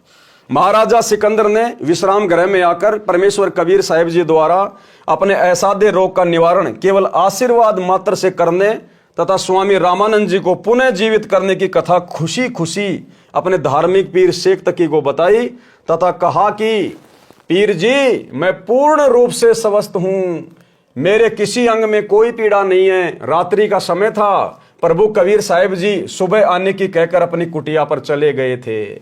शेख तकी ने बादशाह के मुख से अन्य संत की भूरी भूरी प्रशंसा सुनी तो अंदर ही अंदर जल भुन गया। रात भर करवटें बदलता रहा, परमेश्वर कबीर साहिब जी को नीचा दिखाने की योजना बनाता रहा। स्वामी रामदेवानंद गुरु महाराज जी की असीम कृपा से नहीं, यहां तो केवल परमात्मा अपने मुंह बोले गुरुदेव को महिमा दे रहे हैं, ताकि आप और हम भगत भाई बहन अपने गुरुदेव से शिक्षा लेकर अपने पूज्य गुरुदेव जी को महिमा दें, जो कि हमारे पूज्य गुरुदेव तो वास्तव में महिमा के पात्र हैं। इनके अलावा तो सृष्टि में किसी और की महिमा की नहीं जा सकती, क्योंकि और कोई महिमावान है ही नहीं। तो स्वामी सतगुरु रामपाल जी परमेश्वर जी की असीम कृपा से पारक के अंक का सरलार्थ, यानी गुरुदेव के द्वारा जो सरलार्थ किया गया है, उसके ऊपर ये वीडियो बनाने की श्रृंखला समाप्त हुई। सत साहिब यानी सतगुरु रामपाल जी परमात्मा, सत यानी अविनाशी, साहिब यानी परमात्मा, सतगुरु रामपाल जी यानी सत साहिब। तो भाइयों बहनों, आज के वीडियो में केवल इतना ही। कल रात्रि 8 बजे सभी भाई बहन फिर से लाइव जुड़ेंगे। आगे के वीडियो में परमेश्वर ने आप और हमारे लिए क्या शिक्षा छुपा रखी है, कल रात्रि 8 बजे सभी भाई बहन लाइव जुड़िए। तब तक गुरुदेव भगवान आप और हम सभी को आज्ञा दे, इजाजत दे, आशीर्वाद दे। बंदी छोड़ सतगुरु रामपाल जी परमेश्वर जी की जय हो। भाई जो गुरु बचन पे डट गे, कट गे फंद 84 के, कट गे फंद 84 के, कट गे फंद 84 के। भाई जो गुरु बचन पे डट गे, कट गे फंद 84 के।